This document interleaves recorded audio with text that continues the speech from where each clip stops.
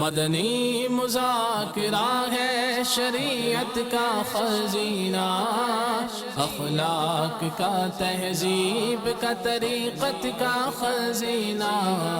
مدنی مذاکرہ ہے، مدنی مذاکرہ، مدنی مذاکرہ ہے، مدنی مذاکرہ، مدنی مذاکرہ۔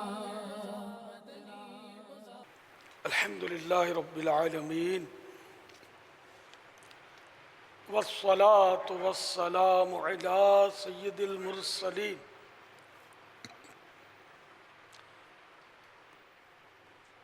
اما بعد فاعوذ باللہ من الشیطان الرجیم بسم اللہ الرحمن الرحیم الصلاة والسلام علیک یا رسول اللہ وعلى آلك وأصحابك يا حبيب الله صلاة والسلام عليك يا نبي الله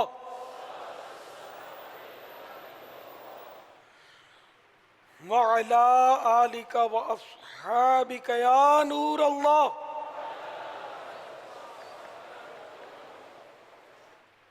صلوا على الحبيب صلی اللہ تعالی علی محمد۔ رسالہ ضیاء درود السلام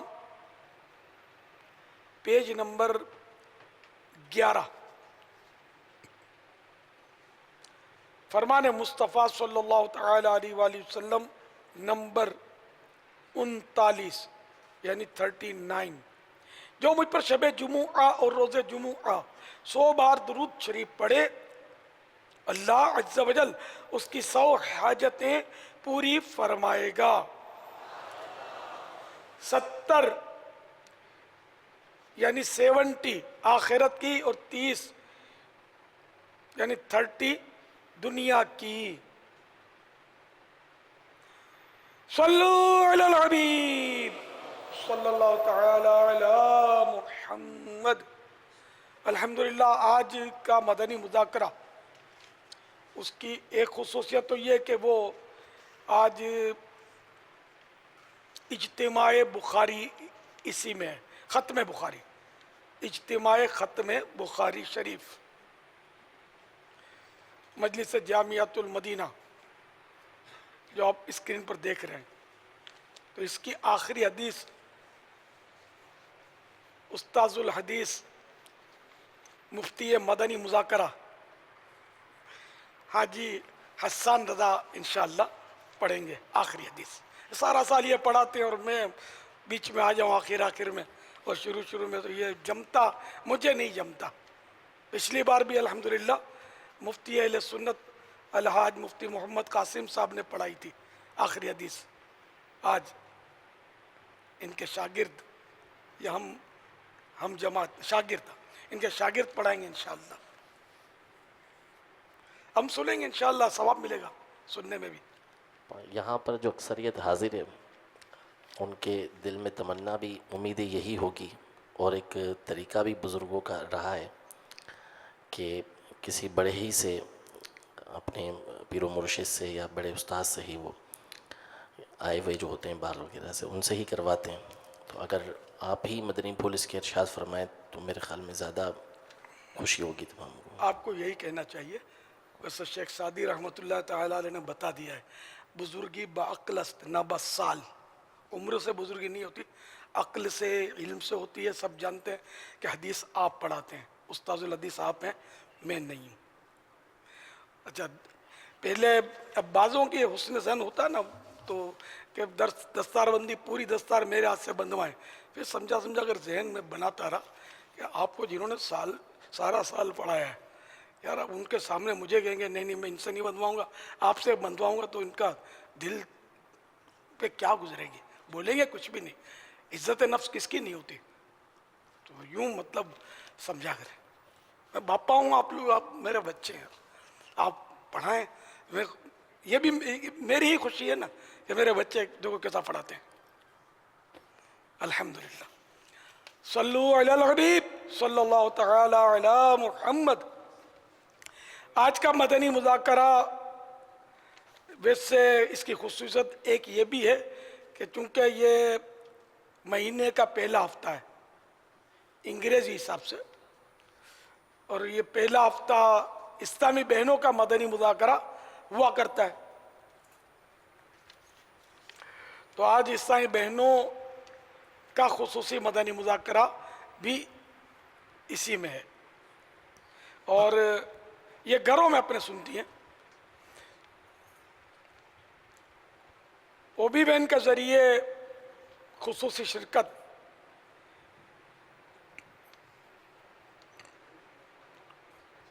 گلستان مصطفیٰ باب المدینہ پاک ایوبی کابینہ میں ہے، اس کا کوئی ایڈریس نہیں لکھا ہوا، خیر ان کو پتا ہوگا جن کا ہے تو وہاں انشاءاللہ جمع ہوئے ہوں گے۔ یہ باب المدینہ گلستان مصطفیٰ کا ہے، علاقہ پاک ایوبی کابینہ۔ یہ مختصر کر کر اس کا جو ہے وہ تاکہ کسی کو ملے ہی نہیں، اس میں دنیا کے یہ اتنا بڑا ہے کہ دنیا کے چھوٹے چھوٹے 2-4 ملک شاید گم ہو جائیں اس میں۔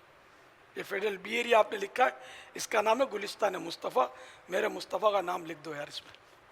ہاں نہیں آفیشلی نام شاید گلستان مصطفیٰ، فیڈرل بی ایریا بھی بولتے ہیں لیکن ہے گلستان مصطفیٰ، بہت مشہور نام ہے یہ، صلی اللہ تعالی علیہ وآلہ وسلم۔ صلو علی الحبیب صلی اللہ تعالی علی محمد۔ آج بخاری کمپیوٹر بھی ہے ہمارے درمیان۔ سبحان اللہ۔ میرا نام محمد زبیر رضا اطاری ہے اور میں یو ایس اے کے اسٹیٹ کیلیفورنیا سے بات کر رہا ہوں۔ پیارے پاپا جان، میرا آپ کی خدمت میں یہ سوال ہے کہ دجال کس کے ہاتھوں قتل ہوگا؟ دجال یہ حضرت سیدنا عیسیٰ روح اللہ علی نبینا علیہ السلام اس کو قتل کریں گے، واللہ تعالی اعلم ورسول اعلم، عز و جل و صلی اللہ تعالی علیہ وآلہ وسلم۔ صلو علی الحبیب صلی اللہ تعالی علی محمد۔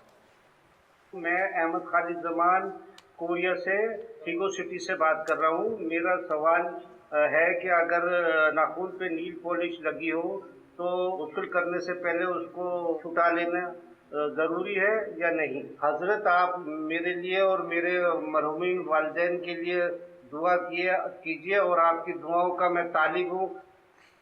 اللہ تعالیٰ آپ کی، آپ کے والدین کی بے حساب مغفرت کرے، آمین۔ ناخن پالش یعنی نیل پالش، اس میں یہ عام طور پہ جرم دار ہوتی ہے۔ اب سنا ہے کہ اس میں ایسی نیل پالش بھی آئی ہے، کہتے ہیں کہ جس میں کوئی جرم نہیں ہوتا، سنا آپ نے؟ خیر وہ تو رکے جب تک اترے گی نہیں، وضو کے لیے رکاوٹ بنے گی۔ یعنی نیل پالش جو ہے یہ گاڑی گاڑی ہوتی ہے اور یہ جم جاتی ہے ناخنوں پر، تو جو نیل پالش ناخنوں پر تہ جس کی جم جاتی ہے، تو اگر وضو کرنے کے بعد کسی نے لگایا، نیل پالش لگائی، تب اس کا وضو تو نہیں ٹوٹے گا، لیکن اگر وضو ٹوٹا تو اب ہاتھ جب دھوئیں گے، وضو کریں گے، تو اب یہ نیل پالش کی وجہ سے اس کے ناخن پر پانی پہنچے گا نہیں نیچے، تو اس لیے ان کا وضو نہیں ہوگا۔ بعض نیل پالش اب بتاتے ہیں ایسی بھی آتی ہے اسٹکر نما کہ یہ اتار دیتے ہیں، تو اگر کسی نے لگائی تو وضو کے وقت اگر اتار دیا تو وضو ہو جائے گا، نہیں اتارا تو نہیں ہوگا۔ مہندی لگی ہوئی ہے، بالکل جو مہندی پاؤڈر اس کا صرف رنگ ہوتا ہے، تو اس سے وضو غسل پر کوئی فرق نہیں پڑتا، لیکن ایسی مہندی کہ جس کا جرم یعنی تیل لگ جاتی ہے تو اس کے نیچے بھی پانی نہیں بہتا، تو اس کے لگے ہوئے ہوتے ہوئے اس طرح کی مہندی کے لگے ہوئے ہونے کے بعد اگر وضو کیا تو وضو نہیں ہوگا، اس کا بھی خیال رکھنا ہے۔ تو اس لیے مہندی پاؤڈر جو آتا ہے نا پانی میں بھگو کر، جو پرانا طریقہ یہی ہے مہندی لگانے کا، اب بھی جیسے داڑھی وقت پر میں وہی لگاتا ہوں مہندی، تو اس میں کوئی مسئلہ نہیں ہے اس طرح کا وضو کا، تو اسی کو جاری کیا جائے. طرح طرح کے کیمیکل اب نکلے ہیں اور یہ موٹی موٹی جم جاتی ہے، سمجھ آتی نہیں لوگوں کو، تو یہ بیچاروں کی وہ نمازیں اور سب بے غسل بھی نہیں اترتے. بڑے مسائل ہیں اس میں. اللہ تعالی ہم سب کو سمجھ عطا فرمائے. واللہ تعالی اعلم ورسولہ اعلم عز وجل وصلی اللہ تعالی علیہ وآلہ وسلم. صلو علی الحبیب صلی اللہ تعالی علی محمد. میرا نام طاہر محمود اطاری ہے. میں اٹلی کے شہر آندھیو سے بول رہا ہوں. میرا امیر علیہ سنت سے سوال ہے، اگر کوئی پہاڑی علاقے میں رہتا ہے اور اس کے پاس خچر اور گدھا بھی ہے، اب اگر اس کے جسم پر خچر کا تھوک یا گدھے کا پسینہ لگ جائے تو کیا وہ نماز پڑھ سکتا ہے؟ برائے مہربانی اس کا جواب عنایت فرما دیں. پہاڑی علاقے میں ہو یا آپ کی طرح شہری علاقے میں ہو، جہاں بھی ہو، گدھے اور خچر کا تھوک پاک ہے. اگر وہ کپڑے پر لگ گیا تو کپڑا ناپاک نہیں ہوگا. اب چونکہ کپڑا ناپاک نہیں ہے تو نماز ہو جائے گی. واللہ تعالی اعلم ورسولہ اعلم عز وجل وصلی اللہ تعالی علیہ وآلہ وسلم. صلو علی الحبیب صلی اللہ تعالی علی محمد. میں گدھے اور خچر میں شاید بعض لوگ نہیں سمجھے ہوں گے. گدھا یہ ڈونکی، پنجابی میں بولتے کھوتا، اور خچر جو ہے یہ گدھے سے کچھ بڑا ہوتا ہے اور گھوڑے سے کچھ چھوٹا ہوتا ہے. گھوڑے سے چھوٹا اور گدھے سے بڑا، ان بیچ میں جو آتا ہے یہ دیکھنے میں گدھے جیسی اس کی شکل و صورت اور کھال ہوتی ہے، یہ خچر کہلاتا ہے. طاقتور ہوتا ہے، یہ وزن اٹھانے میں، گاڑیاں چلانے میں یہ ہمارے یہاں استعمال ہوتا ہے. واللہ تعالی اعلم ورسولہ اعلم عز وجل وصلی اللہ تعالی علیہ وآلہ وسلم. صلو علی الحبیب صلی اللہ تعالی علی Muhammad. Kwa jina naitwa Ali Nasolo Ali. Mimi ni Mtanzania ambaye ninaishi sehemu za Tanga. Nilikuwa naomba kuuliza swali kutoka kwa amili wa Ahlus Sunna. Swali langu ni kama ifuatavyo. Nilikuwa nauliza Ala Azirati amekufa mwaka gani, na kingine nilikuwa naomba dua kutoka kwa amili wa Ahlus Sunna kwa ajili ya kuombea mji wetu wa Tanga ili dawa ya Islami iweze kuwa na nguvu katika mji wetu. یہ ہمارے اسلامی بھائی Tanzania کے شہر ٹانگا سے شیخ طریقت امیر علیہ سنت دامت برکاتہم عالیہ کی بارگاہ میں سوال کر رہے ہیں کہ اعلیٰ حضرت رحمۃ اللہ تعالیٰ علیہ کا وصال مبارک کس سن میں ہوا تھا، اور ساتھ ہی ساتھ یہ ٹانگا تنزانیہ میں دعوت اسلامی کے مدنی کاموں میں ترقی کے لیے امیر علیہ سنت کی بارگاہ میں دعا کے لیے عرض کر رہے ہیں کہ آپ دعا فرما دیں ہمارے یہاں پر دعوت اسلامی کے مدنی کاموں میں ترقی ہو اور دعوت اسلامی کا یہاں پر مدنی کام جو ہے نا وہ تیزی سے ہو. آمین. اللہ کرے کہ آپ کے یہاں بھی خوب مدنی کاموں کی دھومیں مچیں. کام کریں گے تو ہوگا انشاءاللہ. بھاگ دوڑ کریں گے، مدنی قافلوں میں سفر کریں گے، انفرادی کوشش کا سلسلہ رکھیں گے. 25 سفر المظفر 1340 سن ہجری اور انگریزی حساب سے 28 اکتوبر 1921 کو جمعۃ المبارک کے دن ہند کے وقت کے مطابق 2:38 اور پاکستانی وقت کے مطابق 2:08 پر عین اذان جمعہ کے وقت اعلیٰ حضرت امام احمد رضا خان علیہ رحمت الرحمن نے وصال فرمایا، یعنی آپ کا انتقال ہوا. واللہ تعالی اعلم ورسولہ اعلم عز وجل وصلی اللہ تعالی علیہ وآلہ وسلم. صلو علی الحبیب صلی اللہ تعالی علی محمد. بخاری کمپیوٹر ہمارے پاس موجود ہیں. صلو علی الحبیب صلی اللہ تعالی علی محمد. جی دکھائیے گا، آن ایئر کیجیے گا جو آپ کے سامنے منظر ہے. لبیک. ماشاءاللہ، مرحبا. محمد حنزلہ اطاری جوہانسبرگ ساؤتھ افریقہ سے عرض کر رہا ہوں. پیارے باپا جان کی بارگاہ میں عرض ہے، کیا مچھلی فارم پر زکوٰۃ ہوتی ہے یا عشر؟ براہ کرم ارشاد فرما دیجیے. جزاک اللہ خیرا.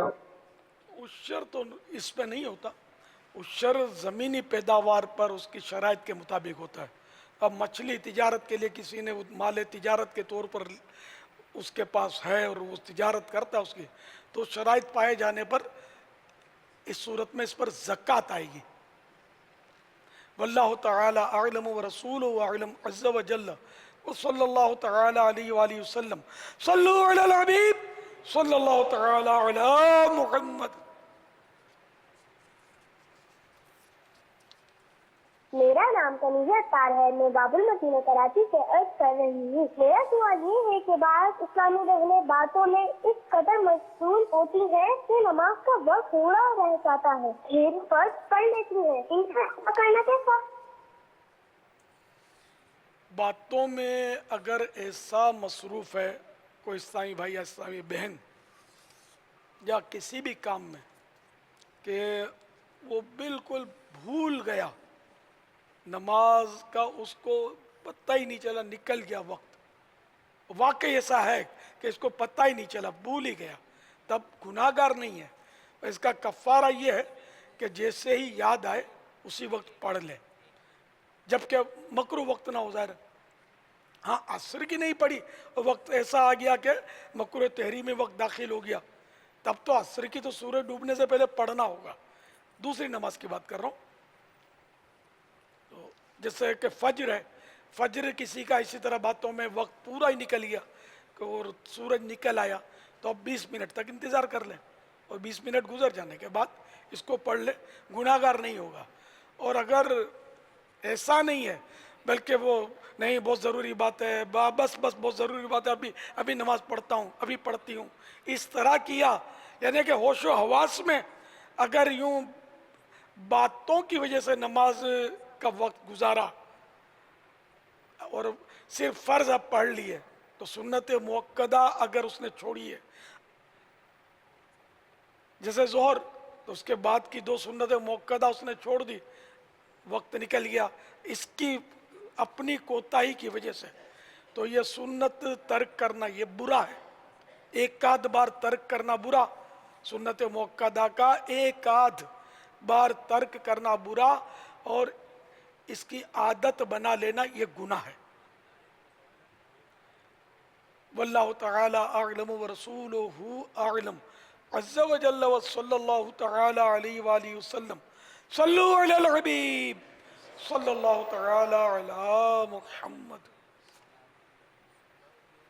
میرا سوال یہ ہے، جب بیوی اپنے شوہر کو فضول خرچی سے منع کرتی ہے تو وہ بولتا ہے آپ کما کے لائی ہو یا اپنے مہکے سے لائی ہو، اس کے بارے میں مدنی پھول ارشاد فرمائیں. امر بالمعروف و نہی عن المنکر، نیکی کا حکم کرنا اور برائی سے منع کرنا، یہ اس وقت واجب ہوتا ہے، کمپلسری ہوتا ہے جبکہ ظن غالب آ جائے کہ یہ مان جائے گا، تو اس صورت میں تو اس کو سمجھانا واجب ہو جائے گا. اب اگر ایسی صورت نہیں ہے جیسے وہ جھگڑا کرتا ہے، اچھا اب جس کو یہ فضول خرچی کہہ رہی ہے بچوں کی امی اس کے، اور وہ فضول خرچی نہیں ہے، ایک صورت یہ بھی ہوتی ہوگی، یعنی بعض اوقات ہمارے یہاں فضول خرچی ایسی چیزوں کو کہہ دیتے ہیں کہ جو فضول خرچی ہوتی ہی نہیں ہے. مثال کے طور پر یوں سمجھیں کہ یہ پیالہ ہے، مٹی کا پیالہ، یہ 5 روپے والا بھی آتا ہے اور 50 والا بھی آتا ہے، کوالٹی فرق. 5 کا تو اب نہیں ملتا ہوگا، میں نے مثال دی ہے کہ مثلا 5 کا بھی آتا ہے اور 50 کا بھی آتا ہے. 50 کا تھوڑا خوبصورت بھی ہے، پائیدار بھی ہے، تو اب وہ 50 روپے کا خرید کے لے آتا ہے، تو اب اس کو اگر وہ لڑائی کرے کہ تم فضول خرچی کرتے ہو، 50 روپے والے کیوں لائے، 5 میں بھی تو گزارا ہوتا ہے 5 والے میں، تو یہ اس کی غلطی ہے. فضول خرچی یہ نہیں ہے، ایک اچھی چیز لی، اچھی کوالٹی کی لی، یا अच्छे आम ले आया, आम भी तरह तरह के आते हैं, उम्दा आम ले आया तो वो महंगे मिलेंगे, महंगे ले आया तो बोलो कि वो फजूल खर्ची करता है। चावल में भी अक़साम होती हैं, बढ़िया चावल ले आया, गोश्त उम्दा ले आया, मुर्गी फार्मी के बजाय देसी ले आया महंगी, तो इसको फजूल खर्ची नहीं कहते। फजूल खर्ची तो ये कि नाहक में कोई खर्च करे, जैसे तो फजूल खर्ची वो होती है कि बेज़रूरत किसी ने खर्च किया ना, ना उसमें दीन का फ़ायदा ना कोई दुनिया का फ़ायदा, तो इस तरह का खर्च ना किया जाए। अब अगर ऐसा खर्च करता है जो वाकई फजूल खर्ची है, तो अब इसमें भी सूरतें हैं कि बाद फजूल खर्चियाँ मकरूह तंज़ीही यानी नापसंदीदा होती हैं, अलबत्ता जो गुनाह में खर्च होती है वो फजूल खर्ची, वो रकम जो गुनाह पर खर्च होती है, ये फजूल खर्ची, इस किस्म की, इस काइंड की फजूल खर्ची ये हराम है। तो अब कोई ऐसी करता है तो इसको समझाना इस सूरत में वाजिब होगा जबकि समझाने पर ये ज़न्ने गालिब होगा, ये मान जाएगा। और अगर वो मकरूह तंज़ीह वाली फजूल खर्ची करता है, बाज़ ऐसी ज़ेब ज़ीनत भी होती होगी कि जो फजूल खर्ची में दाखिल होती हो और वो मकरूह तंज़ीह की हद तक होती हो, तो इसको मना करना वाजिब नहीं होगा। अच्छा है अगर ये मान जाएगा, इस तरह के समझाएंगे तो अच्छा है, समझा दे। और अगर फसाद होता है तो ये दोनों सूरतों में इसको बचना होगा, कहीं ऐसा ना हो कि इसका घर टूट जाए।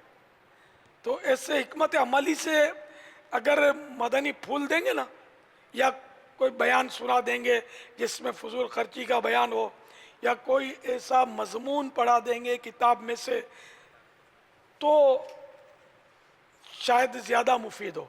मौके की मुनासबत से अपना घर भी चलाना है।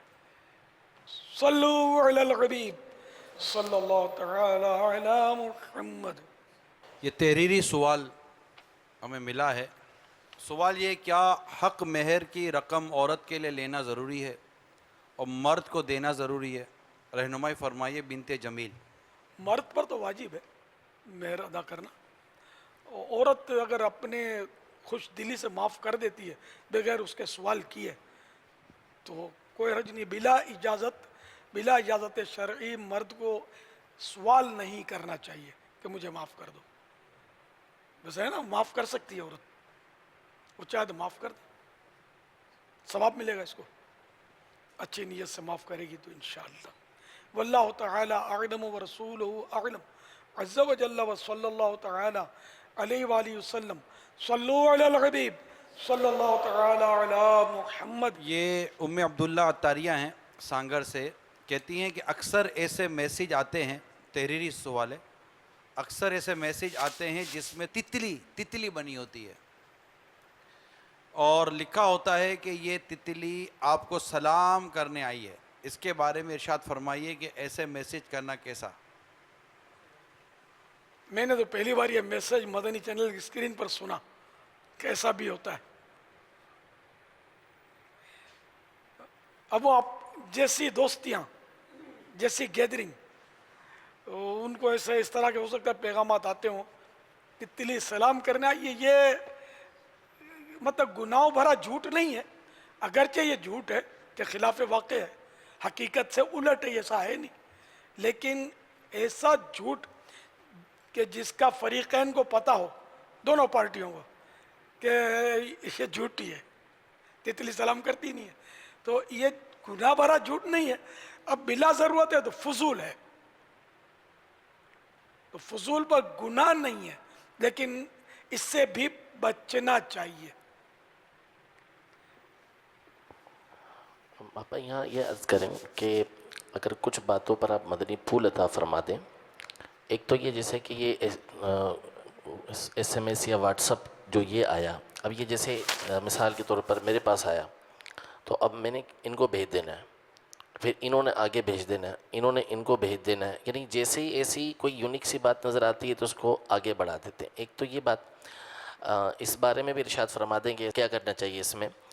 दूसरा, हमारे यहाँ एक अजीब रीत चली हुई है कि पहले जैसे ख़त आते थे کہ یہ اتنے کو بانٹو اور اتنے کو پہنچاؤ، پھر ایس ایم ایس چلنے لگے، پھر یہ واٹس اپ کا دور آیا تو اب واٹس اپ چلتے ہیں، یعنی آواز کے ساتھ بھی اب یہ سلسلہ چلے ہیں کہ وہ پورا پڑھیں گے کہ یہ کرو ورنہ تم یہ ہو جائے گا، فلاں ہو جائے گا، یہ ہو جائے گا. اور اسی طرح کی بہت ساری باتیں کہ بس وہ آگے بڑھانے کا ایک شوق ہوتا ہے. تو کئی ایسے واٹس اپ ہوتے ہیں کہ یعنی مبالغہ بھی نہ کیا جائے شاید تو بھی صحیح ہو جائے کہ سینکڑوں دفعہ 100 دفعہ آ ہی جاتے ہیں بار بار یہ چیزیں.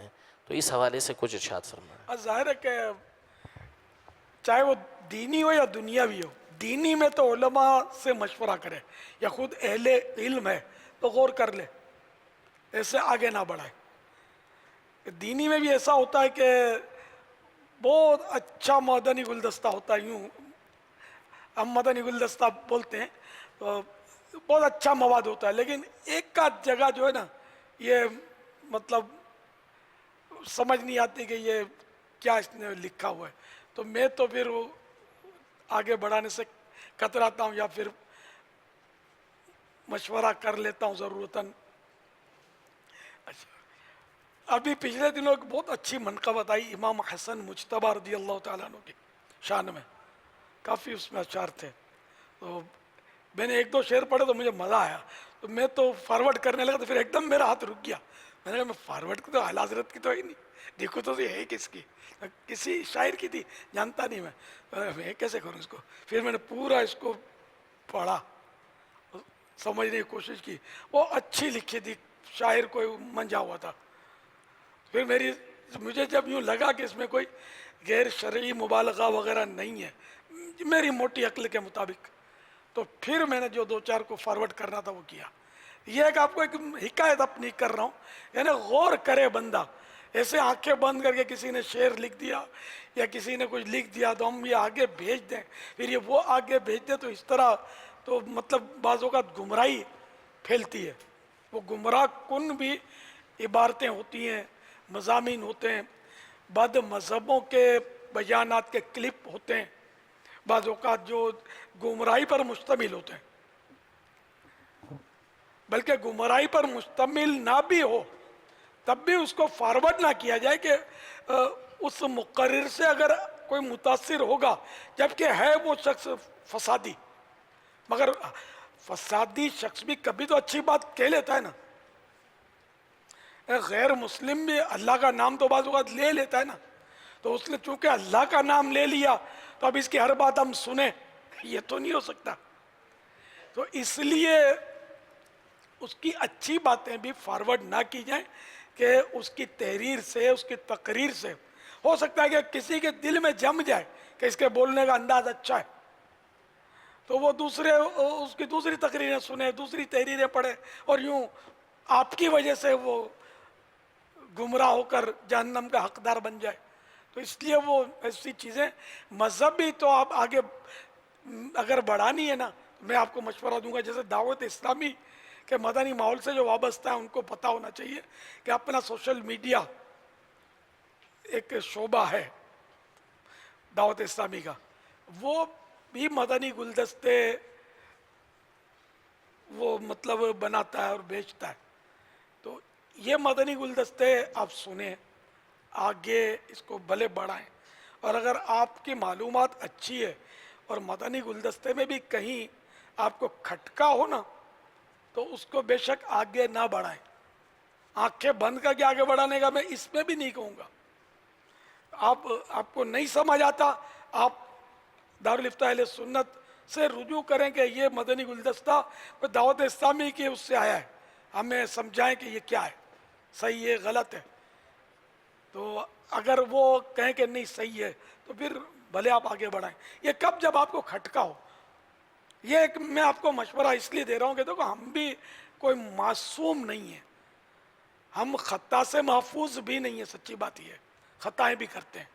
تو ہماری کسی بات پر کسی کو کھٹکا نہیں ہوگا ایسا نہیں ہے. ہاں، خطا سے پاک کلام رب کا ہے، اس کے پیارے حبیب صلی اللہ تعالی علیہ وآلہ وسلم کا ہے، تمام انبیاء علیہ السلام کا کلام یہ خطا سے پاک ہے. باقی امتیوں کا کلام جو ہے نا بے شک وہ خطاؤں سے محفوظ ہوتے ہیں اللہ کے مقبول بندے، لیکن ان کا کلام بھی ہم تک جو پہنچتا ہے نا، لکھ کر، چھپ کر، کمپوز ہو کر، تو بعض وقت کمپوزنگ کی غلطیاں، کتابت کی غلطیاں، یہ مشینی انداز ہے کہ بعض وقت لفظ ادھر کا ادھر ہو جاتا ہے، ہاں رہ جاتا ہے، نہ آ جاتا ہے، ہاں کا نہ کا یہ ہو جاتا ہے. تو کھٹکا کسی بھی عبارت میں ہو نا تو علماء سے رجوع کر لینا چاہیے، بھلے کتنے ہی بڑے نام کے ساتھ وہ کلام آپ پڑھے ہوں، کہ غلطی مشینوں کی ہو جاتی ہے. واللہ تعالی اعلم ورسولہ اعلم عز و جل و صلی اللہ تعالی علیہ وآلہ وسلم. مگر اپنے جیسے عوام سے نہ پوچھیں، ہاں وہ پھر اپنی اٹکل پچوں سے کام لے گا اور پھر وہ خواہ جس کا نام ہوگا اس کو برا بھلا کہے گا، حالانکہ اس بیچارے کا قصور ہی نہیں ہوگا. ہماری طرف سے لوگ خواہ اپنی طرف سے میرے نام کی سنا ویب سائٹیں کھول رکھی ہیں، تو لوگ جو تو یہ سمجھتے ہوں گے کہ یہ سب اس کے قول ہیں، اور مجھے تو پتہ بھی نہیں ہوتا. تو اس لیے مطلب وہ پھر اپنے جیسوں سے پوچھیں گے اور برا بھلا کہیں گے جس کے نام کی ویب سائٹ ہوگی یا جس کا نام اس پہ لکھا ہوگا اور اس کو بیچارے کو پتہ ہی کچھ نہیں ہوگا.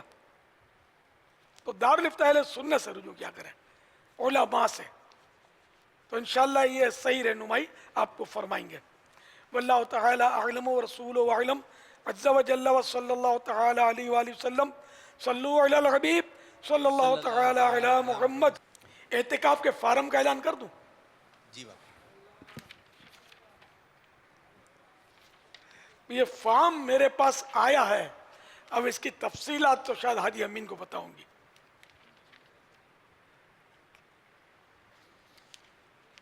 صلو علی الحبیب صلی اللہ تعالی علی محمد. یہ اعتکاف کا جو فارم ہے، یہ بالخصوص جو عالمی مدنی مرکز فیضان مدینہ میں اعتکاف کرنا چاہتے ہیں تو یہ فارم مکتبۃ المدینہ سے یہ ہدیتاً حاصل کیا جا سکتا ہے.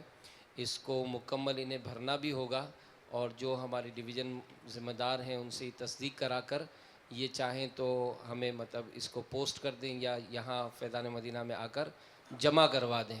اور جو تاریخ ہے اس میں کہ 28 شعبان تک انہیں جو ہے یہاں آنا ہے، تو اس میں بھی یہ ترکیب بنائیں. ہدیہ ہے کچھ اس کا؟ 1 روپیہ ہدیہ اس کا. کہاں سے ملے گا؟ مکتبۃ المدینہ سے. اچھا، ماشاءاللہ.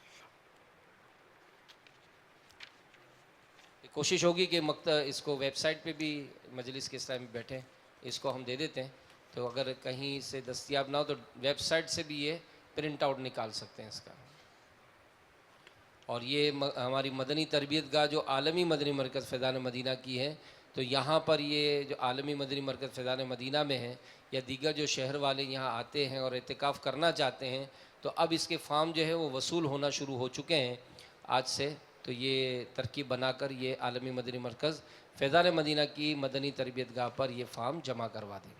اچھا، اس سلسلے میں میری مدنی التجا ہے کہ عام طور پر ذہن یہ ہوتا ہے کہ یہ فارمولیٹی ہے، ایک رسم ہے، اس کو یار دے دو.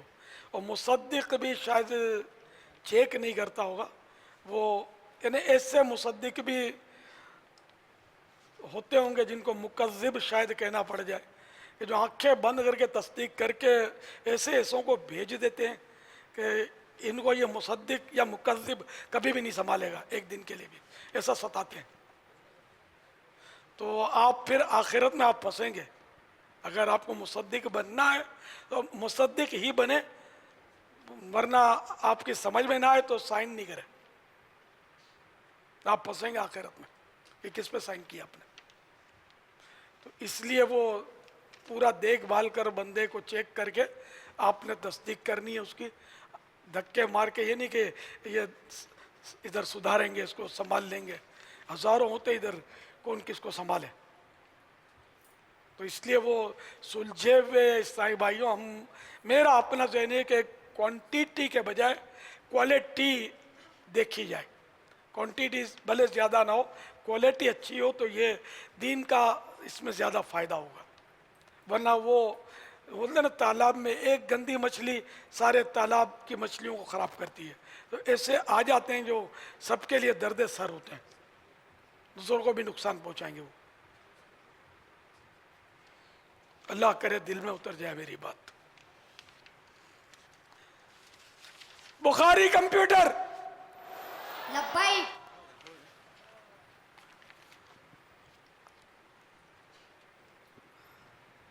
अमीर अहले सुन्नत की बारगाह में अर्ज़ ये है कि अल्हम्दुलिल्लाह हमारे ये बुखारी कंप्यूटर अज़हर अत्तारी इन्होंने मदरसुल मदीना से हिफ्ज़ किया और अभी ये जामियतुल मदीना फैज़ान बुखारी खारादर बाबुल मदीना कराची में दर्जा मुतवस्सिता साल दुवम के तालिब इल्म हैं। जामियतुल मदीना में दर्जा ऊला जो पहला दर्जा होता है दरस इस्लामी की इब्तिदा जिससे की जाती है, इससे पहले 4 दर्जात रखे गए हैं ताकि हर आने वाला अगर उसको उर्दू वगैरह लिखना नहीं आती तो वो इन 4 सालों में इस काबिल हो जाए कि पहले दर्जे में बैठकर वो दरस इस्लामी को कंप्लीट कर ले। तो अल्हम्दुलिल्लाह ये मुतवस्सिला साल दुवम में है और आइंदा साल इंशाअल्लाह इम्तिहान पास करके ये दर्जा ऊला में चले जाएंगे इंशाअल्लाह अज़्ज़ व जल। ऊला माने पहला दर्जा, अच्छा, पहली क्लास भी हम जिसको कह सकते हैं। मुतवस्सिता का भी मतलब बता दीजिएगा। ये 4 दर्जात हैं। दर्जा असासिया, ये क्या होता है? ये इसके अंदर ऐसे तलबा के जिनको उर्दू वगैरह बिल्कुल नहीं आती तो उनको ये सिखाई जाती है। इसके बाद इब्तिदाइया जो इससे थोड़ा सा ऊपर होता है जिनको कुछ आती है मज़ीद सिखाई जाती है। और दर्जा मुतवस्सिता साल अव्वल वो होता है जिसके अंदर 5 साल जिन्होंने किया हुआ होता है तो मज़ीद उनको 5 साल के यानी 5 साल जो दुनियावी तालीम होती है इस काबिल बनाया जाता है। और इसके बाद दर्जा मुतवस्सिता साल दुवम, इसके अंदर तकरीबन 8 साल की जो हमारी दुनियावी तालीम होती है इस काबिल बनाने की कोशिश की जाती है ताकि ऊला के अंदर हम ऐसे तलबा को लेते हैं कि जिनकी दुनियावी तालीम तकरीबन 8 साल हो। यानी मुतवस्सिता से मुराद दरमियाना दर्जा हुआ। जी जी, मुतवस्सित। जी जी। तो ये 4 दर्जात हमने इसलिए बनाए अल्हम्दुलिल्लाह। माशाअल्लाह।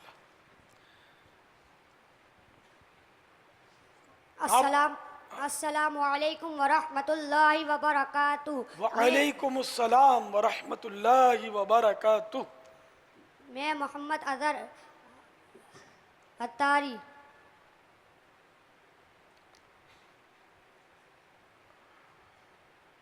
ला तखफ, डरो मत, आंखें बंद करके बोले जाओ। लब्बैक। इमाम बुखारी का नाम क्या है? मावलदियत। इमाम अबू अब्दुल्ला मोहम्मद बिन इस्माइल। शाबाश, वाह भाई वाह, ये तो हमारे 100 साल के बूढ़ों को भी नहीं पता होगा। बुखारी तो नाम सुना होगा, बुखारी शरीफ, असल नाम नहीं पता होगा। आज मदनी मुन्ने ने बता दिया। इमाम बुखारी की कुनियत क्या है? अबू अब्दुल्ला। वाह भाई वाह। बुखारी कंप्यूटर ये भी बता दीजिए इमाम बुखारी के अलकाबात क्या हैं? नासिरुल अहादीस अन्नबविया, मनाशिरुल मवारिसुल मुहम्मदिया, अमीरुल मुमिनीन फिल हदीस। इमाम बुखारी कहाँ और कब पैदा हुए? 13 शवाल 194 हिजरी बरोज़ जुम्मातुल मुबारक बाद नमाज असर मावरा उन नहर के शहर बुखारा में पैदा हुए। वाह भाई वाह। इमाम बुखारी ने तलब हदीस के लिए पहला सफर कब किया? 216 हिजरी में। इमाम बुखारी को बुखारी क्यों कहते थे? बुखारा के शहर में पैदा हुए, इसी निस्बत से इमाम बुखारी को बुखारी कहते थे। माशाअल्लाह, वाह भाई वाह। बुखारी कंप्यूटर, आपको पता है रमज़ान शरीफ की तशरीफ आवरी होने वाली है, ये बताइए इमाम बुखारी माह रमज़ान में कितनी बार कुरान करीम ख़त्म फरमाते थे? हर रोज एक कुरान पाक ख़त्म फरमाते। वाह वाह वाह। इमाम बुखारी ने अहादीस कितने अइम्मा अहादीस से पढ़ी? 1000 आइम्मा अहादीस से हदीस पढ़ी।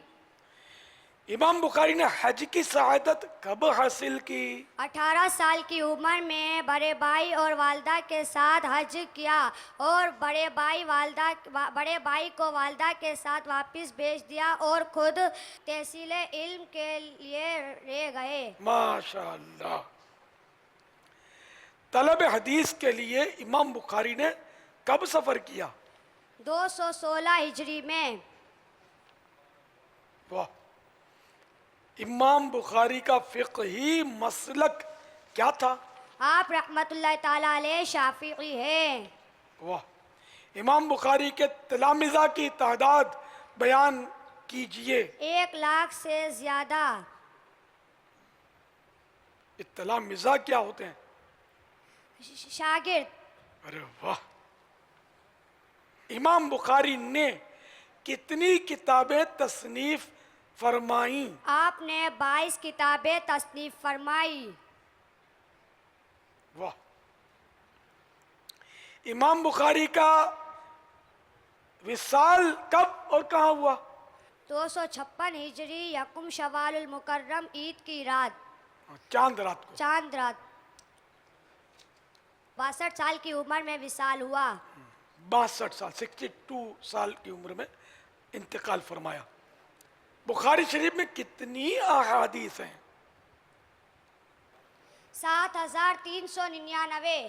لبیک. ماشاءاللہ. صحیح بخاری شریف کا اصل نام بتائیں گے؟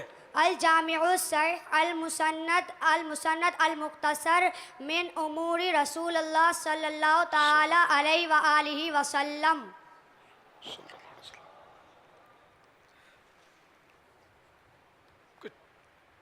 تلفظ اور بھی کچھ مطلب اب ماشاءاللہ کہ ابھی میں ہم بولیں گے تو یہ شاید کنفیوز ہو سکتا ہو جائے. ماشاءاللہ. چلو یاد تو کر لیا. زیر زبر آگے پیچھے ہو گئے ہیں کہیں کہیں تو یہ ضروری ہے کہ آگے پیچھے نہ ہوں.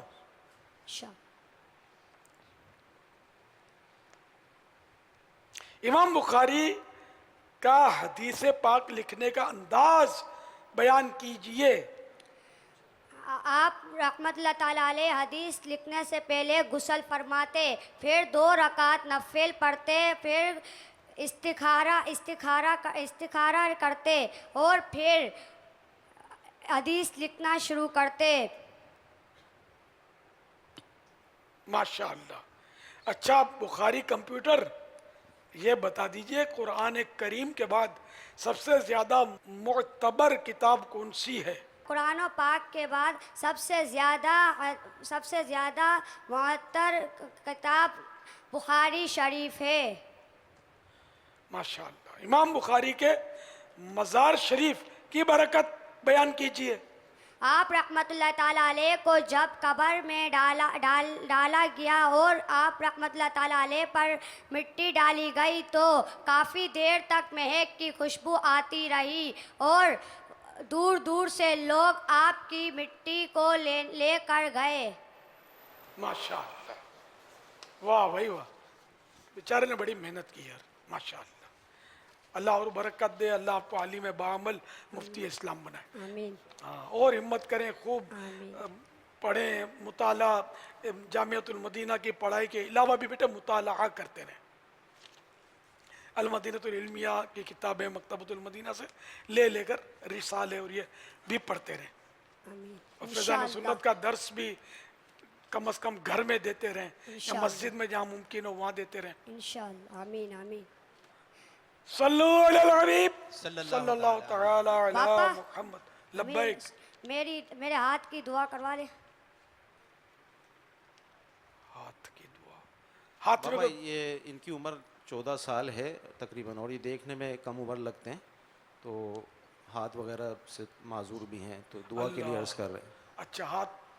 جی اللہ پاک رحم کر، رحمت کی نظر فرمائے، صبر عطا فرمائے. صلو علی الحبیب صلی اللہ تعالی. فیضان امام بخاری جاری رہے گا انشاءاللہ عز و جل. پاپا آج ہمارے ساتھ ایک مدرسۃ المدینہ خصوصیت کے ساتھ جو ہے شرکت کی ہے. مدرسۃ المدینہ 5E نیو کراچی، اور یہ کچھ تحریری پلے کارڈ وغیرہ بھی جو ہے بنا کے لے کر آئے ہیں. کیا بات ہے. جو آپ کو دکھاتے ہیں، مدنی چینل کے ناظرین کو دکھاتے ہیں، اس کی زیارت کرواتے ہیں انشاءاللہ. یہ دیکھیں یہ پہلا پلے کارڈ. اب آپ پڑھتے رہیں تو مدینہ مدینہ مجھے دعوت اسلامی سے پیار ہے. فیضان مدنی مذاکرہ جاری رہے گا. صلو علی الحبیب صلی اللہ تعالی علی محمد صلی اللہ علیہ وسلم. یا اللہ یا رسول اللہ صلی اللہ تعالی علیہ وسلم جل جلالہ. یا اللہ یا رسول اللہ جل جلالہ صلی اللہ تعالی علیہ وآلہ وسلم. مجھے اپنی اور ساری دنیا کے لوگوں کی اصلاح کی کوشش کرنی ہے انشاءاللہ عز و جل. آل اتار پر، مرشدی اتار پر. ماشاءاللہ کعبہ بھی ہے، مدینہ بھی ہے، واہ اللہ پاک کا نام بھی ہے جل جلالہ. ماشاءاللہ سبحان اللہ. مدینہ بھی بنا کر لائے، بڑی محنت کی ہے مدنی منوں نے ماشاءاللہ. حفظ پر بھی اسی طرح خوب محنت کریں اور سب مدنی منہ حافظ قرآن بن جائیں انشاءاللہ.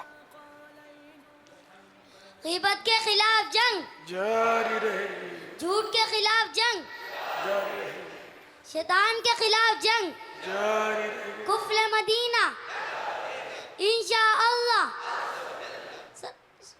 ماشاءاللہ. اچھا یہ کوئی سوال کریں گے یا میں ان سے سوال کروں؟ پاپا آپ سوالات کیجئے. مجھے کرنا ہوگا. جی جی آپ کیجئے، مدینہ مدینہ ہو جائے گا. اچھا مدنی منو بتاؤ. دیکھو کسی کو پوچھ کر نہیں بتانا ہے، کسی نے اشارہ نہیں کرنا ہے، نہ ہاتھ کا اشارہ نہ کوئی بھی نہیں. یہ اپنے مرضی سے مدنی منہ. ان میں جو سب سے کم عمر کا مدنی منہ ہو پہلے وہ جواب دے. بتائیے، جواب دیجئے. قرآن میں حروف کتنے ہیں؟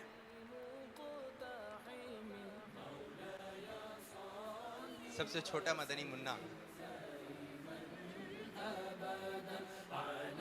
مشکل ہو گیا بابا. قرآن میں حروف کتنے ہیں؟ چلو پھر ان کے بعد کا سیکنڈ لاسٹ ہو.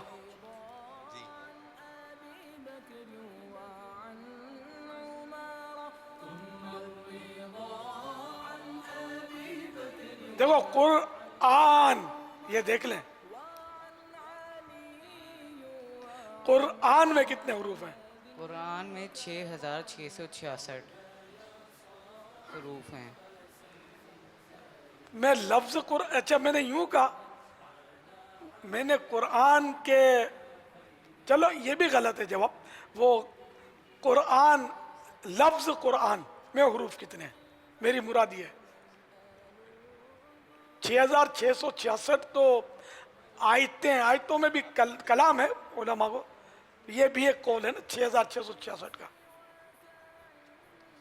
قرآن. السلام علیکم. وعلیکم السلام ورحمۃ اللہ وبرکاتہ. قرآن میں 5 حروف ہیں. کیسے؟ کون کون سے؟ قاف، را، حمزہ، الف، نون. حمزہ الف نون کیسے ہو گیا؟ مد الف نون. مد حرف ہے.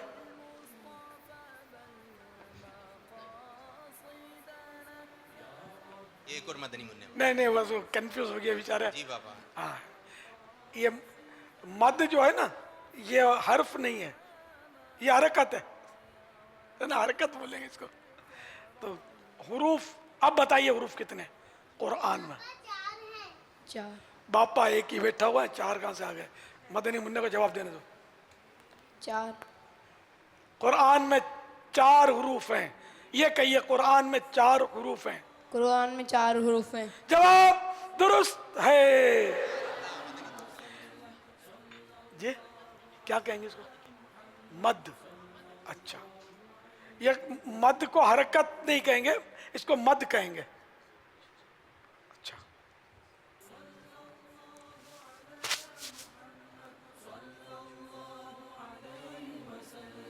صلو علی الحبیب صلی اللہ تعالی علی محمد. ایک اسلامی بھائی سوال کر رہے ہیں کہ میں پہلے نماز کی پابندی کیا کرتا تھا، اب میں نماز و مسجد سے بہت دور ہو گیا ہوں، خدا را میری اصلاح کریں اور مجھے کوئی ترکیب بتائیں. آپ فیضان مدینہ میں تشریف لے آئیں اور یہاں مدنی تربیت گاہ والوں کی صحبت میں بیٹھیں. اللہ کرے گا تو آپ کو جذبہ، کیونکہ عاشقان رسول کی صحبت میں نماز کا جذبہ ملے گا. اور اگر بے نمازیوں کی صحبت میں رہیں گے تو نمازیں چھوٹیں گی. اس کا مطالعہ کریں کہ نماز کے فضائل پڑھیں کہ نماز تو جنت کی چابی ہے، چابی کے بغیر تالا کھلتا نہیں ہے، تو سبھی جانتے ہوتے ہیں. तो जन्नत में जाना और इंशाअल्लाह ज़रूर जाएंगे, तो नमाज भी पढ़ेंगे। और जो जानबूझकर नमाज तर्क करता है, तो एक नमाज भी जानबूझकर जो तर्क करता है उसका नाम जहन्नम के उस दरवाजे पर लिख दिया जाता है जिससे इसको जहन्नम में जाना होगा। तो इसलिए बेटा नमाज की पाबंदी करें और तौबा भी कर लें, जितनी नमाजें अब तक छूटी हैं कज़ा उम्र भी करनी होगी, और मदनी काफिले के मुसाफिर बन जाएं। आशिकान रसूल की सोबत में इंशाअल्लाह आपको नमाज का जज्बा पैदा हो जाएगा इंशाअल्लाह। हफ्तावार सुन्नतों पर इज्तिमा पाबंदी से इसमें भी शरीक होते रहें, मदनी मुज़ाकरा सुनते रहें। वल्लाहु तआला अअलम व रसूलुहु अअलम अज़्ज़ा व जल्ल व सल्लल्लाहु तआला अलैहि व सल्लम। एक रिसाला मकतबतुल मदीना का कफन चोरों के इंकिशाफात, मकतबतुल मदीना पर अगर वो मिल जाए आपको तो उसको हासिल करें, वेबसाइट पर दावत इस्लामी की उम्मीदें होगा, तो वहाँ से इसको डाउनलोड कर लें और इसको पढ़ें। अल्लाह करेगा तो आपको नमाज का जज्बा मिल जाएगा इंशाअल्लाह अज़्ज़ा व जल।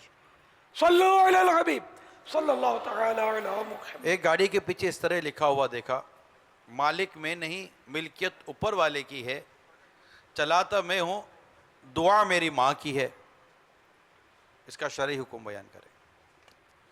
गाड़ी मेरी नहीं है, ये तो एक हकीकत यही है कि लिल्लाहि मा फिस समावाति व मा फिल अर्द, जो कुछ ज़मीन और आसमानों में सब अल्लाह के लिए है और हकीकी मालिक वही है। लेकिन मजाजन यानी अल्लाह की अता से दूसरे को भी मालिक कहा जा सकता है, लेकिन लफ्ज़ ऊपर वाला ये ना कहा जाए। अगर नऊज़ुबिल्लाह कोई यूँ समझे कि अल्लाह का ऊपर मकान है तो ये कुफ्र है। तो इसलिए वो इस जुमले से कि मिल्क ऊपर वाले की है ये गालिबन कहा है। हाँ, तो इससे तौबा कर लें। वल्लाहु तआला अअलम व रसूलुहु अअलम अज़्ज़ा व जल्ल व सल्लल्लाहु तआला अलैहि व आलिहि वसल्लम। सल्लु अलल हबीब सल्लल्लाहु तआला अला मुहम्मद। नमाज पढ़ने के बाद जाए नमाज का एक कोने को मोड़ देते हैं, कहते शैतान नमाज पढ़ने लग जाएगा, वज़ाहत फरमा दें। आला हज़रत रहमतुल्लाह तआला अलैह फरमाते हैं कि लिबास और बिस्तर, यानी हदीस से नकल की है जिनका मजमून ये कि बिस्तर और लिबास को लौट कर यानी फोल्ड करके रखना चाहिए ताकि इनकी जान में जान आए, वरना ये शैतान इसको इस्तेमाल करता है। तो मुसल्ले की कोई मतलब सराहत नहीं है, लेकिन आला हज़रत ने फरमाया कि अगर इसको फोल्ड करना ही है तो फिर पूरा ही फोल्ड कर दे, कोना लौटने से कोई हासिल नहीं है। आजकल तो काम लिबास खूंटी उसमें लगाते हैं हैंगर में, और बिस्तर तो फोल्ड होना मुमकिन नहीं होता, पलंग के बड़े बड़े गदेले होते हैं, जो चटाई पर सोए या नीचे गुदड़ी चादर बिछा कर सोए वो तो फोल्ड कर सकता है, ते कर सकता है। पलंग को कौन, भले शैतान सोए, अब क्या कर सकते हैं, अपने रोक नहीं सकते इसको। पलंग का जज्बा नर गदेलों का ख़त्म कर नहीं सकते, तो नाजायज़ नहीं है पलंग पर सोना, या कोई अगर लिबास को फोल्ड नहीं करता, बिस्तर को फोल्ड नहीं करता, वो गुनाहगार नहीं है, और शैतान इस्तेमाल करता है, करने दिया जाए। और क्या कर सकते हैं, इसको रोक भी नहीं सकते ना, इसकी रुकावट यही है कि इसको हम फोल्ड कर दें। वल्लाहु तआला अअलम व रसूलुहु अअलम अज़्ज़ा व जल्ल व सल्लल्लाहु तआला अलैहि व सल्लम।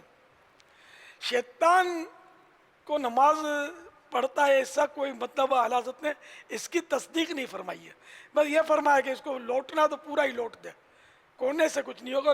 यानी शैतान मुसल्ले पर नमाज नहीं पढ़ता, ये कहीं सुधरता हो तो ये सुधरेगा नहीं, फाइनल है ये हमेशा जहन्नम में जाएगा।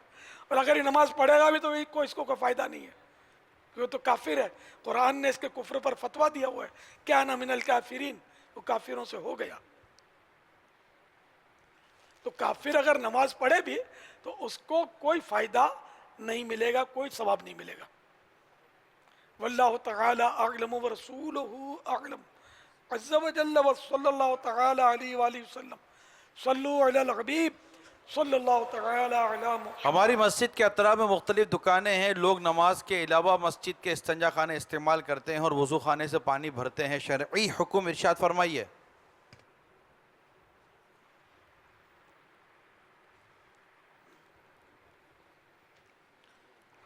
مسجد سے پانی وغیرہ لے جانے کا جو مسئلہ ہے, اس سے عمومی طور پر علماء منع ہی کرتے ہیں کہ مسجد کا جو پانی ہے یہ نمازیوں کے لیے ہے, مسجد کی ضروریات کے لیے ہے, اس لیے اس سے اجتناب ہی کیا جائے.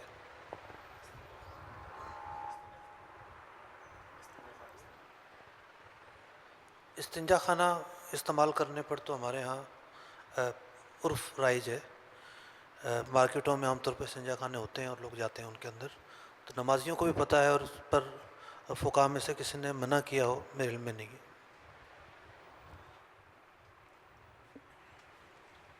واللہ تعالی اعلم ورسولہ اعلم عز وجل وصلی اللہ تعالی علیہ وآلہ وسلم.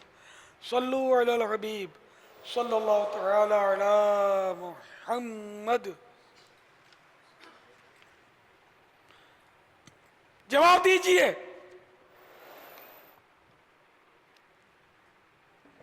اگر میری برادری جواب دے, مدینہ 60 سال یا اس سے اوپر والے, وہ کون سے بزرگ ہیں جو حافی کے لقب سے مشہور ہیں؟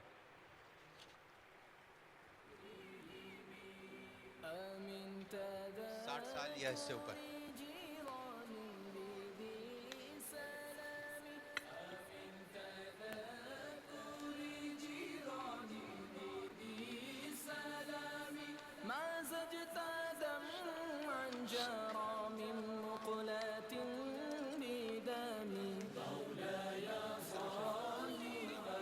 جواب دیجئے. السلام علیکم بابا. وعلیکم السلام ورحمۃ اللہ وبرکاتہ. حضرت بشر حافی. میرا نام نسیم اتاری ہے. عمر 60 سال. حضرت بشر حافی. بشر تلفظ غلط ہے, ویسے پہنچے تو صحیح آپ. وہ واقعی بشر تھے, یہ نام کچھ اور تھا.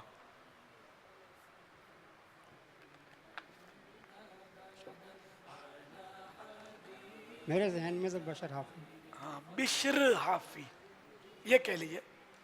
بشیر حافی. جواب درست ہے. اچھا, ان کا نام تھا بشر بن حارث. حافی سے یہ مشہور تھے.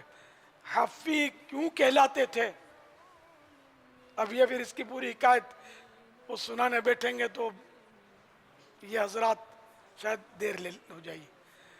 یہ ننگے پاؤں رہتے تھے. اس کی حکایت ہے, فیضان سنت میں غالب لکھی ہوئی ہے, جلد اول میں شاید. تو یہ ننگے پاؤں رہتے تھے, اور حافی ننگے پاؤں والے کو کہتے ہیں. اب سوٹ پیس اور امامہ شریف, مسواک شریف اور غلاف خانہ کعبہ کے مقدس دھاگے اور مقدس پانیوں کا مجموعہ یہ تحفے میں دیا جا رہا ہے. انہیں امامہ بھی دیا ہے, پہنے یا نہ پہنے.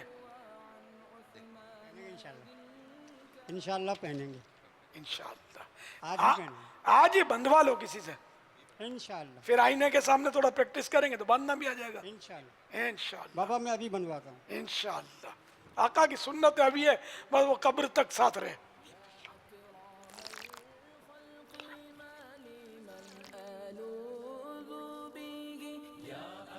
صلو علی الحبیب صلی اللہ تعالی علی محمد. پیارے باپا جان, آپ سے سوال ہے. فی زمانہ اگرچہ ترقی ہو گئی ہو مگر پھر بھی خط لکھنے کی ضرورت کسی نہ کسی کو پیش آتی ہے, تو اسلامی بہن خط لکھے یا ای میل کرے, تو اس تعلق سے آپ کچھ مدنی پھول عنایت فرما دیں. خط لکھنے میں پیارے آقا صلی اللہ تعالی علیہ وآلہ وسلم جو خط لکھوائے, روانہ ہوئے مختلف سلاطین کی طرف, تو ان میں उसलूब अंदाज ये देखा है कि बिस्मिल्लाहिर्रहमानिर्रहीम और फिर अपना नाम मुबारक और फिर जिसको भेजा उसका नाम और इसके बाद सलाम। लेकिन जो जिनको इस्लाम की दावत दी जाती थी उनको अस्सलामु अलैकुम नहीं होता था, वस्सलामु अला मनित्तबअल हुदा, और सलाम उस पर जिसने हिदायत की पैरवी की। सलाम उन पर मशरूत होता था हिदायत के साथ कि जिसने भी हिदायत की पैरवी की उसको सलाम। फिर जो भी इरशाद फरमाना होता दावत वो दी जाती।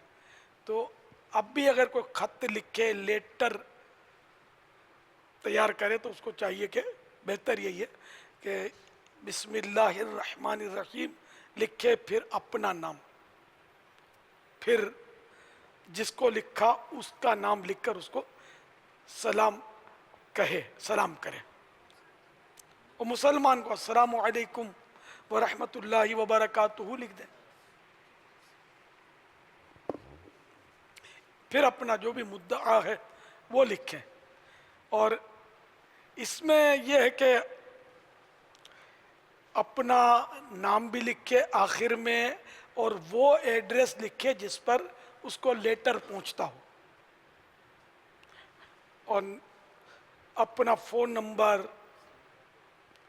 अगर व्हाट्सएप नंबर है तो व्हाट्सएप नंबर भी लिखे, ईमेल भी लिखे। यानी जवाब अगर तलब करना है ना तो नाम तो लिखना ही पड़ेगा, और इसके बगैर जवाब के। अब मेरे साथ ये बहुत ज़्यादा होता है, इतना होता है, यानी मुझ तक अव्वल तो मकतूब पहुंचते नहीं है, कभी घूम फिर कर पहुंच जाए ना तो अगर कहूँ अक्सर तो शायद अक्सर। अच्छा होता है ऐसा बेचारों का अपने को भी लगे कि है बड़ा इमरजेंसी, लेकिन ना नाम होता है, ना एड्रेस होता है, ना फ़ोन नंबर होता है। काम भी होना चाहिए, फला मेरे बेटे को बुलवा कर इसको यूँ समझा दो, बच्चों के अब्बू को यूँ बता दो, और सब कुछ मतलब हमारी ये वो। और बाज़ों का जी चाहता है कि इन बेचारों की कुछ यानी कि तरकीब की जाए, कुछ अर्ज़ किया जाए इनसे, लेकिन उस वक्त मैं सर पकड़ लेता हूँ, मैं करूँ क्या इसको, कुछ भी नहीं लिखा होता। या ज़्यादा ज़्यादा लिखेंगे तो बस अपनी कोई तंजीमी काबीना का नाम लिख देंगे, कहाँ ढूंढे। फिर यूं भी बारहा ये औरतों की खास कर आदत होती है, इस्लामी बहनों की, किसी को पता नहीं चले। हालांकि ये खुद 999 को बोलकर हज़ारवां मैं होता हूँगा, मगर मुझे मना किसी को पता नहीं चलना चाहिए। अब अपनी तरफ से बुलाकर ये समझा दें। अब अगर मैं अपनी तरफ से बुला कर समझाऊंगा ये पहुंच तो जाएगा कि कौन मेरी शिकायत कर सकता है। तो फिर यूं भी वो बाज़ों का समझाने में कर समझाने के लिए बुलाने का उतना वक्त नहीं होता। मैं एक जनरल बात करता हूँ कि इस तरह के मकतूब होते हैं, और बाज़ों का ऐसा होता है कि जी चाहता है कि यार इसकी कोई तरकीब करनी चाहिए, इसके लिए अल्लाह करे कोई वक्त में गुंजाइश मिल जाए, तो कोई तरकीब होती नहीं है। जैसे इसमें मुफीद, जैसे मेरे लिए मुफीद जो होता है ना उमूमन, वो होता है व्हाट्सएप नंबर। अब पहले मैं जब ताज़ियतें करता था, इयादतें करता था, तो मेरे लिए इतनी दुश्वारी थी। अब मैं अपनी सहूलत से फ़ोन करूँगा, अगला मसरूफ़ होगा तो फ़ोन अटेंड नहीं होगा, इस तरह बहुत होता था। फिर अगर वो फ़ोन अटेंड हो गया या वो नहीं है तो बोल दिया वो आएगा जाएगा, फिर वो अटेंड हो गया अगर, तो अब फिर और आजमाइश, मेरे बाप से बात कर लो, मेरी अम्मी को तसल्ली दे दो, मेरी वाइफ को तसल्ली दे दो, तो मैं तो आजमाइश में। अच्छा बात होगा कि बात ख़त्म हो गई, फ़ोन ख़त्म, तो फिर फ़ोन पर फ़ोन, फिर इससे बात करवानी, उससे बात करवानी, तो यूँ आजमाइश होती रहती थी। सोती पैगाम में अब सहूलत भी है, और जिनको जाए उनको भी शायद फ़ायदा है कि चलो एक आवाज़ मिल जाएगी, वो जिसको चाहेगा सुना सकेगा, यूँ आसानी होती है। لیکن خیر سب کو میں جواب دے نہیں پاتا، بعض باتیں ایسی ہوتی ہے کہ وہ نہیں جمتا نہیں ہے جواب دینا. میں اپنا میرے پاس اپنا ذاتی کوئی فون نہیں ہے، اسلامی بھائی کا وہ استعمال کرتا ہوں میں.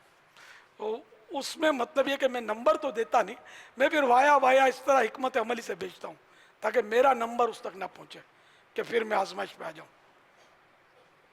تو اپنا نام اسلامی بہن نہ لکھے تو بنتے کر کے لکھ دے، بنتے اسماعیل، بنتے زید بکر، یا امے کر کے بچے کے نام کے ساتھ یوں بھی لکھا جا سکتا ہے مگر پورا ایڈریس ہو. یہ جب بھی کسی کو خط لکھیں جبکہ جواب کی حاجت ہو.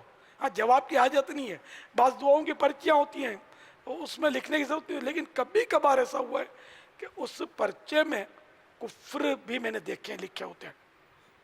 اب اس کو توبہ کہاں جا کے کراؤں میں؟ ایسے موقع پر تو مجھے بس وہ یوں ہوتا ہے کہ بس اس کو جلدی میں ڈھونڈ کے توبہ کراؤں. اور یوں بھی ایڈریس ایک لائن کی بھی چٹھی ہو نا، اس میں ایڈریس ہونا چاہیے تاکہ خدا نہ خاصا کوئی ایسا مسئلہ ہو تو آپ کی آخرت کا بھی اس میں بھلا ہے، نمبر ہو وغیرہ وغیرہ. واللہ تعالی اعلم ورسولہ اعلم عز وجل وصلی اللہ تعالی علیہ وآلہ وسلم. دوسرا کہ ٹو دا پوائنٹ بات ہو. بعض اوقات کئی صفحے بھرے ہوئے ہوتے ہیں، آپ اتنی کون پڑھے گا؟ مجلس ہماری تو بنی ہوئی ہے، وہی پڑھتی ہے، وہی جا رہے ہیں وہ پڑھتے ہیں، ٹھیک ہے 100 صفحے پڑھا دو ان کو، پھر ایک ہی پڑھیں گے وہ، باقی سب انتظار کریں گے. تو بالکل یہ نہیں کہ کیا کیا کیا لکھا ہوتا ہے، میں کیا مثالیں دوں آپ کو. وہ ضرورت کس چیز کی، یہ پھر اب خوردبین لگا کے ڈھونڈو کہ جواب کس چیز کا دینا ہے. آگے پیچھے جو مطلب وہ سیرت کا بیان ہوا ہے اس کی کوئی حاجت نہیں ہوتی. تو سامنے والے کی مصروفیت بھی دیکھی جائے، تو اپنا مطلب بھی دیکھا جائے کہ کس بات سے مطلب پورا ہو جاتا ہے. پھر عیوب کھولے ہوئے ہوتے ہیں، اس میں اپنے عیب کھولے ہوئے ہوتے ہیں، اپنے باپ کے عیب کھولے ہوئے ہوتے ہیں، بھائی بہن کے عیب کھولے ہوتے ہیں، شوہر لکھتا ہے تو بیوی کے عیب کھولے ہوتے ہیں اس نے. یہ بھی خطرناک ہوتا ہے. پوری مجلس بنی ہوئی ہے، کوئی جانتا ہوگا اور پھونک دے گا، اگرچہ وہ خیانت کرے گا جا کر بتا دے گا تو، لیکن آپ آزمائش میں آ سکتے ہیں. تو اس لیے اس میں عیب نہ لکھے جائیں. میرا باپ شراب پیتا ہے اس کے لیے دعا کر دو، یہ کہنے کے بجائے یہ بھی کہا جا سکتا ہے کہ ہمارا قریبی عزیز شراب پیتا ہے اس کے لیے دعا کر دو. اب باپ کہہ کر اس کو متعین کر کے کیوں اپنے لیے مصیبت کھڑی کرتے ہیں؟ پھر اپنے باپ، آپ کا باپ بھی تو ڈیگریڈ ہوا نا اس کی نظر میں، یا بھائی ڈیگریڈ ہوا، بچوں کے ابو ڈیگریڈ ہوئے. تو یہ حکمت عملی سے اس میں بند الفاظ میں بھی کہا جا سکتا ہے دعا کے لیے. واللہ تعالی اعلم ورسولہ اعلم عز وجل وصلی اللہ تعالی علیہ وآلہ وسلم. صلو علی الحبیب صلی اللہ تعالی علی محمد.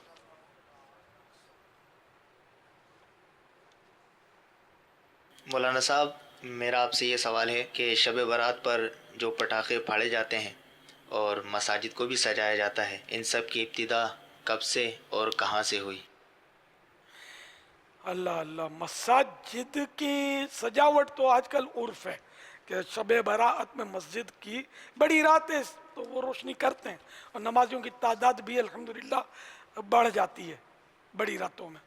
اللہ کا نام لینے والوں کی تعداد بڑھ جاتی ہے. تو اچھا سجاوٹ کرتے ہیں تو کوئی حرج نہیں ہے، نہ کریں تو کوئی گناہ نہیں ہے. لیکن گناہ کہنے والا البتہ گناہ گار ہوگا کہ گناہ گار کہنے کے لیے دلیل چاہیے، کسی گناہ کو کہنے کے لیے شرعی دلیل چاہیے. اب یہ کہ پٹاخے جو ہے نا، یہ مفتی احمد یار خان رحمت اللہ تعالی علیہ نے اسلامی زندگی میں یہ لکھا ہے کہ آتش بازی کے متعلق مشہور یہ ہے کہ یہ نمرود بادشاہ نے ایجاد کی جبکہ اس نے حضرت ابراہیم علیہ السلام کو آگ میں ڈالا اور آگ گلزار ہو گئی تو اس کے آدمیوں نے آگ کے انار بھر کر ان میں آگ لگا کر حضرت خلیل اللہ علیہ نبینا علیہ الصلوۃ والسلام کی طرف پھینکے. یہ بھی ایک آتش بازی کا مطلب آئٹم ہے آتش بازی کی. اب شاید ہو سکتا ہے انار نہ ہو، یہ انار اب کہتے نہیں ہیں، انار نما بھی وہ پھول جھڑیاں اور طرح طرح کی ہوتی ہیں. تو یہ پھینکے तो ये उसी से इसका वो आगाज हुआ कहते हैं। तो ये बात चीज़ें ऐसी हैं कि जो इन लोगों से चली हुई है, बड़े बादशाहों से। जैसे कि सफ़ेद बालों को काले बाल करना, ये सबसे पहले हदीस शरीफ में कि फ़िरऔन ने की है। मेहंदी इब्राहिम खलीलुल्लाह अला नबीना अलैहिस्सलातु वस्सलाम ने लगाई। नेल पॉलिश ये फ़िरऔन के दौर में कहा जाता शुरू हुई। मिस्र की औरतें, इन्होंने रंग रोगन किया अपने नाखूनों को। अब आगे चलकर इसमें तरक्की होती रही। तो ये आतिशबाजी जो है ये नमरूद की तरफ मंसूब है। तो अब ये कि नमरूद की तरफ मंसूब होना, एक तो यही आफत, फिर ये कि इसमें माल ज़ाया होता है, इसमें आग लगने का खतरा होता है, कपड़े जल जाते होंगे, कभी बदन जल जाता, कभी तो घर जल जाते, तो कभी तो फैक्ट्रियों में इसकी धमाके हो जाते हैं और लाशों के चिथड़े उड़ जाते हैं। तो ये नुकसानदेह, और हमारे पाकिस्तान में तो इस पर है भी पाबंदी, कानूनी भी जुर्म है, शरई भी जुर्म है। ये जो शब बराअत की मुरव्वजा आतिशबाजी है, यह हराम है, जहन्नम में ले जाने वाला काम है। मुसलमानों को तकलीफ भी होती है इससे, जो खासकर रात को इबादतें करते हैं, नफलें पढ़ते हैं, तिलावतें करते हैं, तो वो तो रकातें याद करना मुश्किल हो जाता होगा। इधर से ठा तो उधर से ठू, तो वो पटाखे वो चटाखे चलते ही रहते हैं। महल्लों में, खासकर गली महल्लों में ये बहुत आजमाइशें होती हैं, मुख्तलिफ इलाके होते हैं। तो इन खास जो गुंजान इलाके होते हैं ना, उनमें ये बहुत आजमाइश होती है। पोश एरिया में हो सकता है ना होता हो ऐसा। तो इसलिए बहरहाल ये कि अपने इन माँ बाप, जो अच्छे माँ बाप हैं, उनको चाहिए कि अपने अच्छे बच्चों को आतिशबाजी के लिए पैसे ना दें।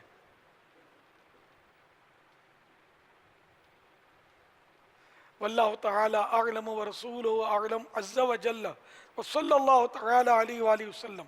सल्लु अलल हबीब सल्लल्लाहु तआला अला मुहम्मद। अमीर अहले सुन्नत की बारगाह में मेरा ये सवाल है कि क्या बच्चों के सर पर इस तरह नक्शे नाले पाक रखकर ये जहन बना सकते हैं कि इसकी बरकतें बच्चे को हासिल हों? आपकी पोती के सर पर नक्शे नाले पाक यूँ रखा हुआ है, इसके बारे में आप क्या कहते हैं? इस बिचारी का तो जहन क्या बनेगा, इसको तो पता ही नहीं होगा क्या है। अगर रखने वाले ने इस नीयत से रखा है कि मेरी बच्ची को नाले पाक के नक्श की बरकत हासिल होगी, नेक बनेगी, तो ये नीयत इसकी वैलिड है। अब मुझे नहीं पता क्या नीयत थी उस वक्त तुम रखने की, मेरे सामने नहीं रखा गया। तो एक अच्छी चीज़ है, नाले पाक का नक्श तो अच्छा ही है, सर पे रखने ही का है। जो सर पे रखने को मिल जाए नाले पाक के हुजूर, तो फिर कहेंगे कि हाँ ताजदार हम भी हैं। सल्लु अलल हबीब सल्लल्लाहु तआला अला मुहम्मद। मीठे मीठे इस्लाम भाइयों, मदनी चैनल के नाजरीन, अल्हम्दुलिल्लाह माह शाबान जारी है और दावत इस्लामी के मकतबतुल मदीना की पेशकश माहनामा फैज़ान मदीना, ये शाबानुल मुअज़्ज़म का शुमारा ये अल्हम्दुलिल्लाह शाया हो चुका है और मकतबतुल मदीना से इसे हदियतन तलब भी किया जा सकता है। अभी आतिशबाजी के हवाले से अमीर अहले सुन्नत के हमने मदनी फूल सुने, इस मौजू पर भी अल्हम्दुलिल्लाह इस माहनामा फैज़ान मदीना में मवाद मौजूद है और तकरीबन 48 मौजूआत पर, मुख्तलिफ़ मौजूआत पर अल्हम्दुलिल्लाह इसमें मवाद मौजूद है। तो ये ज़रूर इसको हासिल करें और अपने घर के लिए भी जारी करवाएं, दफातर के लिए भी जारी कराएं, जहाँ जहाँ पब्लिक प्लेसेस होते हैं वहाँ पर इस माहनामा फैज़ान मदीना को राइज करें। इंशाअल्लाह नेकी की दावत आम करने का ये एक बेहतरीन ज़रिया है। 35 रुपया सादा शुमारा है और रंगीन जो है इसका वो 60 रुपया हदिया पर مکتبۃ المدینہ سے ہدیتاً طلب کیا جا سکتا ہے. شب بارات. جواب دیجئے. حضرت سیدنا اسماعیل علی نبینا علیہ الصلوۃ والسلام کا مزار مبارک کہاں ہے؟ شہر اور جگہ کا نام. پاپا اس کا جواب کون دیں گے؟ اس کا جواب دور حدیث شریف کرنے کے لیے جو آج ختم بخاری میں شریک ہوئے وہ ہمارے طلبہ کرام دینا چاہیں یہ دے دیں.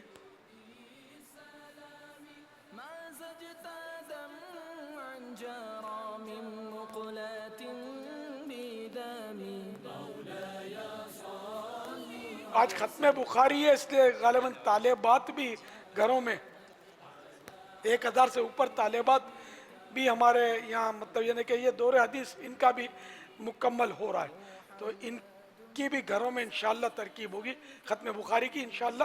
ابھی تھوڑی دیر میں شروع کرتے ہیں انشاءاللہ. السلام علیکم ورحمۃ اللہ وبرکاتہ. دور حدیث شریف کے طالب علم ہیں؟ جی بابا جان. ماشاءاللہ. محمد عمر اتاری مرکز جامعۃ المدینہ فیضان مدینہ عالی مدنی مرکز کے دور حدیث شریف کا طالب علم ہوں. پاپا جان حضرت اسماعیل علی نبینا علیہ الصلوۃ والسلام کا مزار پاک مکہ مکرمہ میں حتیم پاک کے اندر موجود ہے. حتیم پاک میں موجود ہے. حتیم مکہ پاک میں مکرمہ میں. گنبد کا رنگ کیسا ہے؟ باقاعدہ مزار نہیں بنا ہوا حتیم پاک کے اندر موجود ہے. ماشاءاللہ. جواب درست ہے. پاپا یہ کتاب میزاب رحمت کے بہار شریعت کا مکمل سیٹ. سبحان اللہ. تو یہ مدنی مذاکرے کے پابند ہیں تو یہ جواب پٹافٹ دے دیا انہوں نے. باقی کئی ہوں گے جو کنفیوز ہوں گے کہ پتہ نہیں کیا جواب ہوگا اس کا. صلو علی الحبیب صلی اللہ تعالی علی محمد. یہ ارشاد فرمائیے کہ کیا اعتکاف میں صابن استعمال کر سکتے ہیں؟ ہماری مسجد معتکف صابن سے ہاتھ نہیں دھوتے، اس کی کیا حقیقت ہے؟ صابن سے ہاتھ دھو سکتے ہیں، دھونا چاہیے ورنہ تو ہاتھوں میں بدبو ہو جاتی ہوگی، مسجد میں بھی بدبو آئے گی. اعتکاف میں صابن کا استعمال تو منع نہیں ہے جب کوئی اور مانع شرعی نہ ہو. جب شرعی کوئی ممانعت کی وجہ نہ ہو صابن سے ہاتھ دھو سکتے ہیں. ہاں انڈرسٹوڈ. فنائے مسجد میں ہی دھوئیں گے ہاتھ، یہ بھی بولنا پڑے گا ان کو. ہاں سر مسجد کے اندر نہیں دھوئیں گے، فنائے مسجد میں بھی جیسے وضو خانے پر. ہاں اگر غسل خانہ یا وضو خانہ خارج مسجد ہو اس وقت تو ہاتھ دھونے کے لیے وہاں نہیں جا سکتے صابن سے. تو پھر فنائے مسجد میں بھی دھونا ہے اگر فرش پر تو ایسے برتن میں دھوئیں کہ جو چھینٹے باہر نہ اڑیں. اور یہ کام اگر اتنی احتیاط سے کوئی کر ہی سکتا ہے تو مسجد میں بھی دھو سکتا ہے کہ ایک بھی چھینٹ باہر نہ اڑے. لیکن اس سے روکا جانا ہی مناسب ہے کہ لوگوں کو احتیاط کا ذہن نہیں ہوتا، جنرلی بہت دشوار ہے. واللہ تعالی اعلم ورسولہ اعلم عز وجل وصلی اللہ تعالی علیہ وآلہ وسلم. اس میں اسلامی بہنوں کا معاملہ بھی ہے. اسلامی بہنیں مسجد بیت میں اعتکاف کرتی ہیں تو اسی طریقے سے جو وضو خانے اور غسل خانے ہیں وہ دو طرح کے ہوں گے. ایک یہ کہ فنائے مسجد کے اندر ہو. تو فنائے مسجد کے اندر ہوں تو وہاں معتکف آ جا سکتا ہے، اس کا اعتکاف نہیں ٹوٹے گا.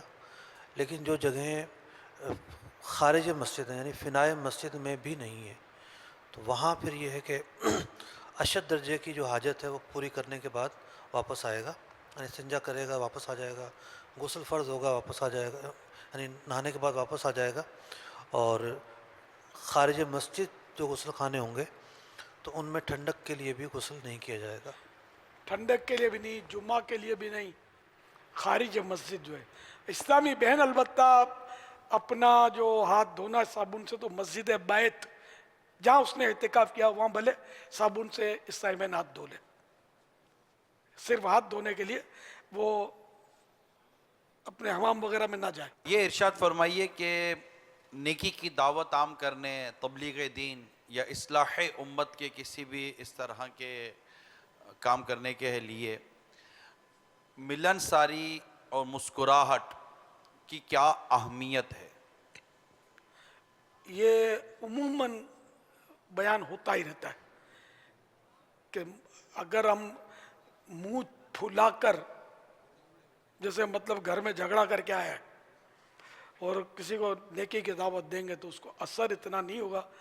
पुरतपाक तरीके से हम मुस्कुराते हुए, खिलता हुआ मुंह, बशाशत, नरम लेजा, है ना, बिछे बिछे अंदाज में हम अगर उसको नेकी की दावत देंगे तो असर उसका ज़्यादा पड़ेगा। संजीदगी ज़रूरी नहीं होती? तो मुस्कुराना संजीदगी के मुनाफी नहीं है। अच्छा, जी हाँ, ये गलत फहमी है। फिर वो जो बिल्कुल यूं होता है ना मुंह चढ़ा हुआ, उसको बाज लोग फिर एक मुहावरा है जाहिद खुश्क, तो हंसमुख होना चाहिए। आलिम को, मुफ्ती को, मुबल्लिग को, सबको हंसमुख, मुस्कुराता, हशाश बशाश और मिलनसार होना चाहिए ताकि लोग इनसे भागे नहीं, इनके करीब आकर दीन सीखें। अब अगर मतलब कोई इसी तरह की जो असामी है, शख्सियत है, वो अगर बिल्कुल यानी कि वो जलाल के साथ बैठी हुई है, रोब जलाल नहीं, मुस्कुराना नहीं, मतलब यानी कि वो लिफ्ट कराना, तो लोग उससे दीन सीखेंगे कैसे और डर के भाग जाएंगे, या ज़्यादा ज़्यादा के दस्तबोसी करके सिरक जाएंगे। बहुत अकीदत तो होगी तो सर झुका कर बैठे रहेंगे कुछ देर तक, फिर चले जाएंगे, सीखेंगे क्या? इसलिए प्यारे आका सल्लल्लाहु तआला अलैहि वसल्लम निहायत मिलनसार, निहायत मुस्कुराने वाले, अगरचे 100% संजीदा भी थे, लेकिन मिलनसारी, मुस्कुराहट ये संजीदगी के संजीदगी से खारिज नहीं है, अलग नहीं है। वल्लाहु तआला अअलम व रसूलुहु अअलम अज़्ज़ा व जल्ल व सल्लल्लाहु तआला अलैहि वालिहि वसल्लम सल्लू अलल हबीब सल्लल्लाहु तआला अला मुहम्मद। आने वाली जुमेरात बापा शब बराअत है अल्हम्दुलिल्लाह। और मीठे मीठे इस्लामी भाइयों, मदनी चैनल के नाजरीन, इंशाअल्लाह अज़्ज़ व जल दावत इस्लामी के आलमी मदनी मरकज़ फैज़ान मदीना में शब बारात का खुसूसी इज्तिमा भी होता है। और चूँकि ये आमाल नामे का जो साल है, इसका आखिरी दिन 14 शाबान है, तो अमीर अहले सुन्नत ने अपने रिसाले आका का महीना में ये मशवरा भी अता फरमाया है कि 14 शाबान को भी रोज़ा रखा जाए और 15 शाबान का रोज़ा, इसकी तो फजीलत भी है। तो यूँ 14 शाबान को भी दावत इस्लामी के मदनी माहौल में रोज़ा रखने की तरगीब होती है। तो इंशाअल्लाह अज़्ज़ व जल जुमरात असर की नमाज के बाद नफली एतिकाफ़ का सिलसिला होगा, दुआ इफ्तार का सिलसिला होगा, अमीर अहले सुन्नत दुआ भी फरमाते हैं। और फिर इंशाअल्लाह मगरिब की नमाज के बाद हस्ब मामूल 6 नवाफिल ये अदा किए जाएंगे। हर 2 रकाअत के बाद यासीन शरीफ की तिलावत भी होगी और सूरह इखलास 21 मरतबा जो है ये भी पढ़ी जाती है। फिर इसके बाद इंशाअल्लाह अज़्ज़ व जल दुआए निस्फ़ शाबान ये भी पढ़ी जाती है। और यूँ इंशाअल्लाह इशा तक ये सिलसिला जारी रहेगा, वक्फ़ा भी होगा। और फिर इंशाअल्लाह इशा की नमाज के बाद इज्तिमाए शब बारात का आगाज़ होगा तिलावत से, नात से। और उम्मीद है कि इंशाअल्लाह अमीर अहले सुन्नत का हम सुन्नतों भरा बयान भी सुनेंगे और यूँ सवाल जवाब का सिलसिला, मुनाजात, दुआओं का सिलसिला। और ये बड़ी बाबरकत रात है, इस रात को हरगिज़ हरगिज़ गफलत में ना गुजारा जाए। और इंशाअल्लाह अज़्ज़ व जल वक्त मुनासिब पर ज़िक्र भी होगा, दुआ भी होगी। और ये तमाम सिलसिले जो है वह इंशाअल्लाह मदनी चैनल पर बराह रास्त नशर भी किए जाएंगे। सल्लु अलल हबीब सल्लल्लाहु तआला अला मुहम्मद। खत्म बुखारी। जामियातुल मदीना के ताल्लुक़ से रुकन शुरा का मैसेज आया कि जामियातुल मदीना में अब तक दर्स निज़ामी मुकम्मल करने वाले तलबा और तालिबात की तादाद 7099 हो चुकी है। अल्हम्दुलिल्लाह अज़्ज़ व जल 7099। जामियातुल मदीना लिल बनात में इस साल पाकिस्तान में 1013 جبکہ ہند سے بھی چند طالبات ہیں، اور جامعۃ المدینہ للبنین اسلامی بھائیوں کے جو جامعۃ المدینہ ہیں ان میں اس سال 401 طلبہ کرام جبکہ 38 طلبہ کرام پاکستان کے علاوہ ہیں، اور اس وقت پاکستان کے علاوہ بھی جامعۃ المدینہ ہمارے ساتھ شریک ہیں۔ چند ایک جامعۃ المدینہ کے علاوہ تقریباً جامعۃ المدینہ کی اس وقت مدنی مذاکرے میں شرکت کی اطلاع ہے۔ صلو علی الحبیب صلی اللہ تعالی علی محمد صلی اللہ تعالی علیہ وآلہ وسلم۔ الحمدللہ رب العالمین والصلاة والسلام علی سید الانبیاء والمرسلین، اما بعد فاعوذ باللہ من الشیطان الرجیم، بسم اللہ الرحمن الرحیم۔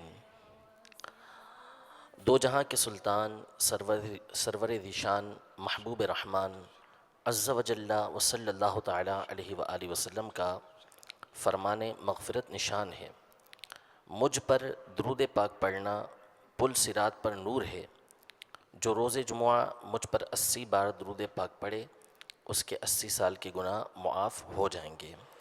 صلو علی الحبیب صلی اللہ تعالی علی محمد صلی اللہ تعالی علیہ وآلہ وسلم۔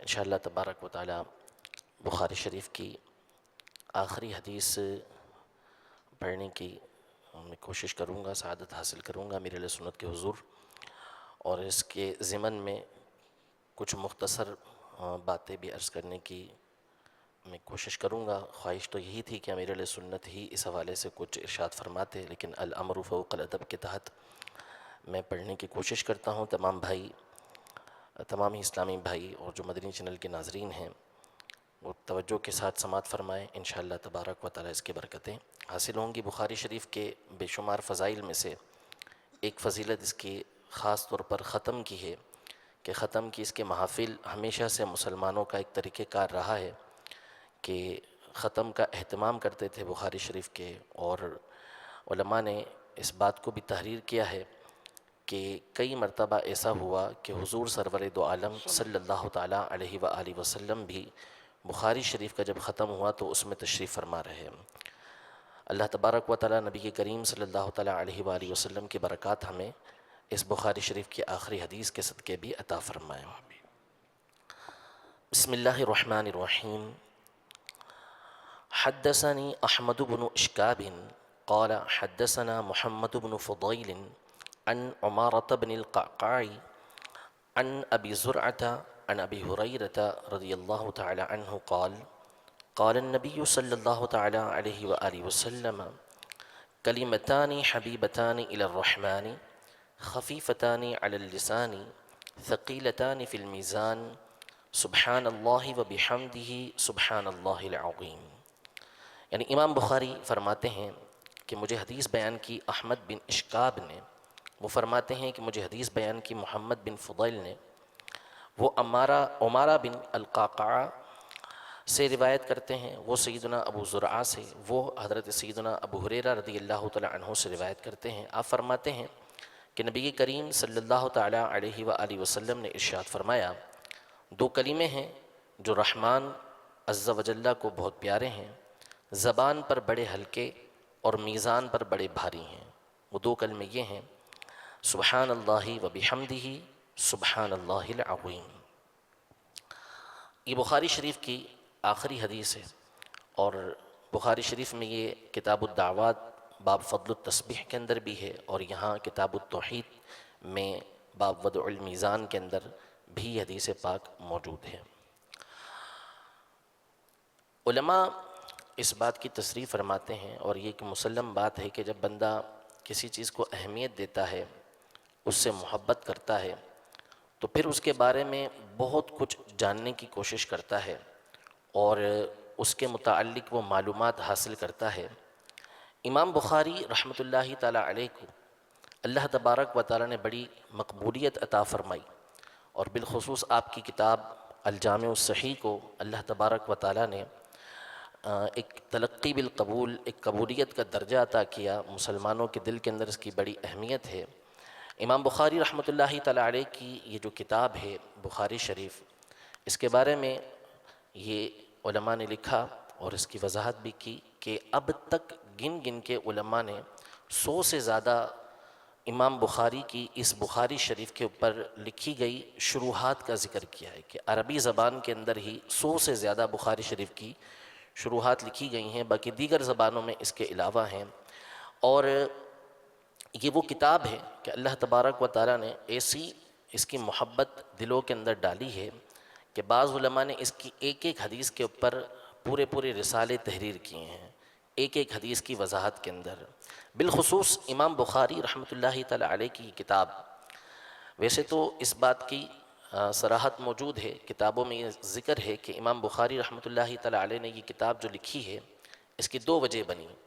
ایک تو یہ کہ آپ کے استاذ محترم حضرت اسحاق بن راہویہ رحمۃ اللہ تعالی علیہ، انہوں نے اس بات کی خواہش کا اظہار کیا کہ کوئی ایسا ہو کہ جو مکمل ایسی کتاب لکھے کہ جس میں صرف اور صرف صحیح حدیثیں ہوں.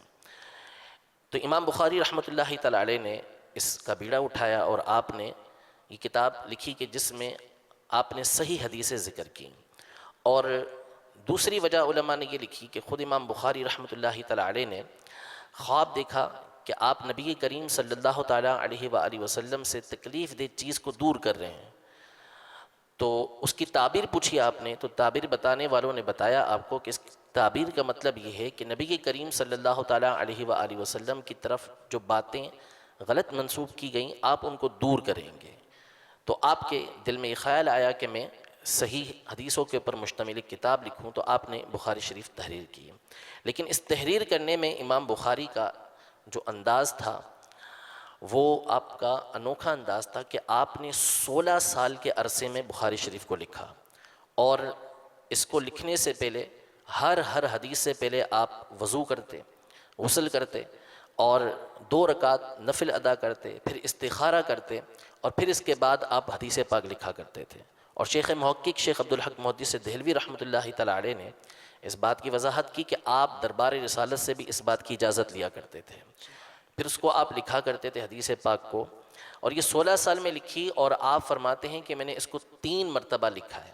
تو اگرچہ مقصد امام بخاری رحمۃ اللہ تعالی علیہ کا اصل مقصد یہ تھا کہ آپ صحیح حدیثوں کو جمع کریں، لیکن ساتھ ہی ساتھ امام بخاری نے بخاری شریف کو جس انداز میں لکھا ہے وہ اول آپ ایک باب باندھتے ہیں، ہیڈنگ ہوتی ہے وہ باندھتے ہیں، بناتے ہیں پوری ہیڈنگ، اس کو ترجمۃ الباب بولتے ہیں اصطلاح کے اندر.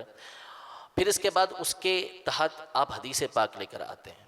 آپ ایک بات ذکر کریں گے، مثال کے طور پر مسجد میں بچوں کا آنا، یہ باب آپ نے ذکر کیا، پھر اس کے تحت آپ حدیث ذکر کرتے ہیں کہ مسجد میں بچوں کا آنا کیسا ہے، یا اس طرح کی کوئی بھی آپ ہیڈنگ لگاتے ہیں، باب باندھتے ہیں، اس کے بعد حدیث پاک لے کر آتے ہیں جس میں دونوں میں مناسبت ہوتی ہے، یعنی باب سے متعلق آپ حدیث لے کر آئیں گے.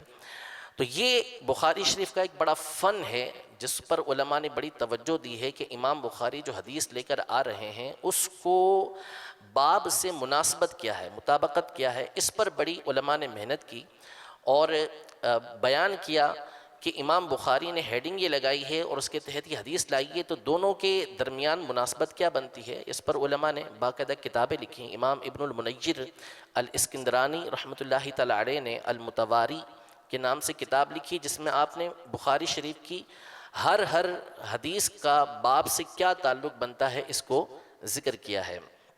یہ جو آخری حدیث پاک ہے یہ کتاب التوحید کے اندر امام بخاری نے ذکر کی. علماء جیسا کہ میں نے عرض کیا کہ جس سے محبت کرتے ہیں، جس کو اہمیت دیتے ہیں، تو اس کی ایک ایک بات کو جاننے کی کوشش کرتے ہیں کہ یہ کیوں ہے. تو علماء یہ ارشاد فرماتے ہیں کہ امام بخاری یہ کتاب التوحید آخر میں کیوں لے کر آئے ہیں، آپ کوئی اور کتاب کیوں لے کر نہیں آئے. تو ارشاد فرمایا، وجہ یہ بیان کی کہ امام بخاری نے یہ جو کتاب التوحید آخر میں لکھی ہے، وجہ یہ ہے کہ یہ سب سے آخری بخاری شریف کی کتاب ہے، یعنی سب سے آخر کے اندر اس کتاب کو لے کر آئے ہیں، اور اس میں اس بات کی طرف اشارہ ہے کہ خاتمے کا دار و مدار ایمان پر ہے اور ایمان کی بنیاد توحید ہے. یعنی بخاری شریف کے اندر الگ الگ کتابیں ہیں، کتاب الوحی باب بدو الوحی ہے، پھر کتاب الطہارت ہے، کتاب الصلاۃ ہے، کتاب الصوم ہے، کتاب الزکوٰۃ ہے. یہ ہر اس طرح کتاب چلتی چلی آ رہی ہے. آخر میں جا کے کتاب التوحید ذکر کی تو علماء فرماتے ہیں کہ اس میں اشارہ ہے کہ خاتمے کا اعتبار ایمان پر ہے اور ایمان کی بنیاد توحید ہے. تو اس لیے آخر کے اندر کتاب التوحید لے کر آئے تاکہ اشارہ ہو جائے کہ اللہ تبارک و تعالیٰ اپنی توحید کے اوپر ہمیں استقامت عطا فرمائے. اسی طرح میزان کا باب لے کر آئے، یعنی کتاب کے تحت باب آتے ہیں تو باب میزان کا لے کر آئے ہیں کہ قیامت کے دن اللہ تبارک و تعالیٰ میزان قائم فرمائے گا. تو اس میں بھی اس بات کی طرف اشارہ کیا کہ آخرت کا جو انتہا ہوگی کہ جس کے بعد جا کے شقی اور سعید کی بالکل پہچان ہو جائے گی کہ کون کامیاب ہوا کون ناکام ہوا، یہ میزان عمل پر جا کر ہو جائے گا. جس کا میزان عمل کا پلڑا بھاری ہو گیا تو وہ کامیاب ہو گیا، اب خطرہ اس کو نہیں رہے گا. تو اس لیے امام بخاری بالکل آخر کے اندر یہ میزان کا باب لے کر آئے تاکہ اس بات کی طرف بھی اشارہ ہو جائے کہ میزان عمل یہ بندے کا آخری مقام ہے کہ اگر اس مقام پہ کامیابی مل گئی تو اب آگے کسی طرح کی ناکامی نہیں ہے. میزان عمل، میزان کیا ہے؟ اس کے بارے میں اہل سنت کا موقف یہ ہے کہ میزان حق ہے اور اللہ تبارک و تعالیٰ قیامت کے دن یہ میزان یعنی ترازو قائم فرمائے گا. اس کی کیفیت کیا ہے؟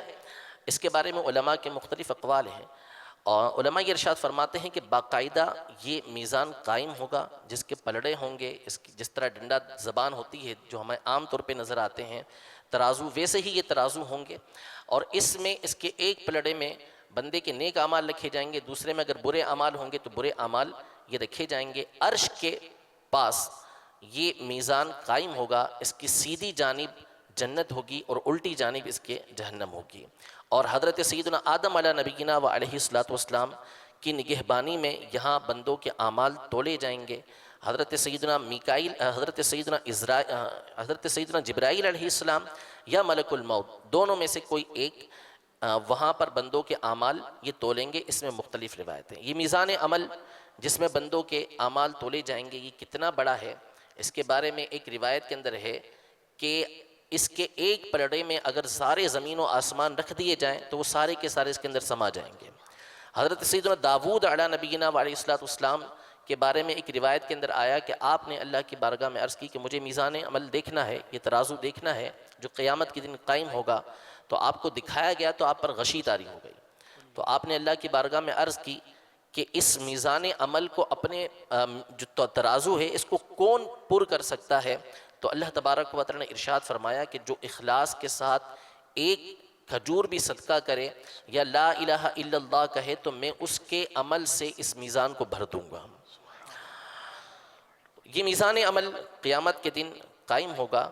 اللہ تبارک و تعالیٰ ہمیں اس میں کامیابی عطا فرمائے، بلکہ اللہ تبارک و تعالیٰ ہماری بلا حساب و کتاب بخشش و مغفرت فرمائے. کیونکہ شارحین حدیث نے اس مقام پر اس بات کو لکھا ہے کہ اگرچہ کہ بظاہر حدیثوں سے بعض حدیثوں سے یہ سمجھ آتا ہے کہ ہر ایک کا حساب ہوگا، لیکن ہر ایک کا نہیں ہوگا، بلکہ بے شمار ایسے ہوں گے کہ جو بلا حساب و کتاب جنت کے اندر داخل ہوں گے.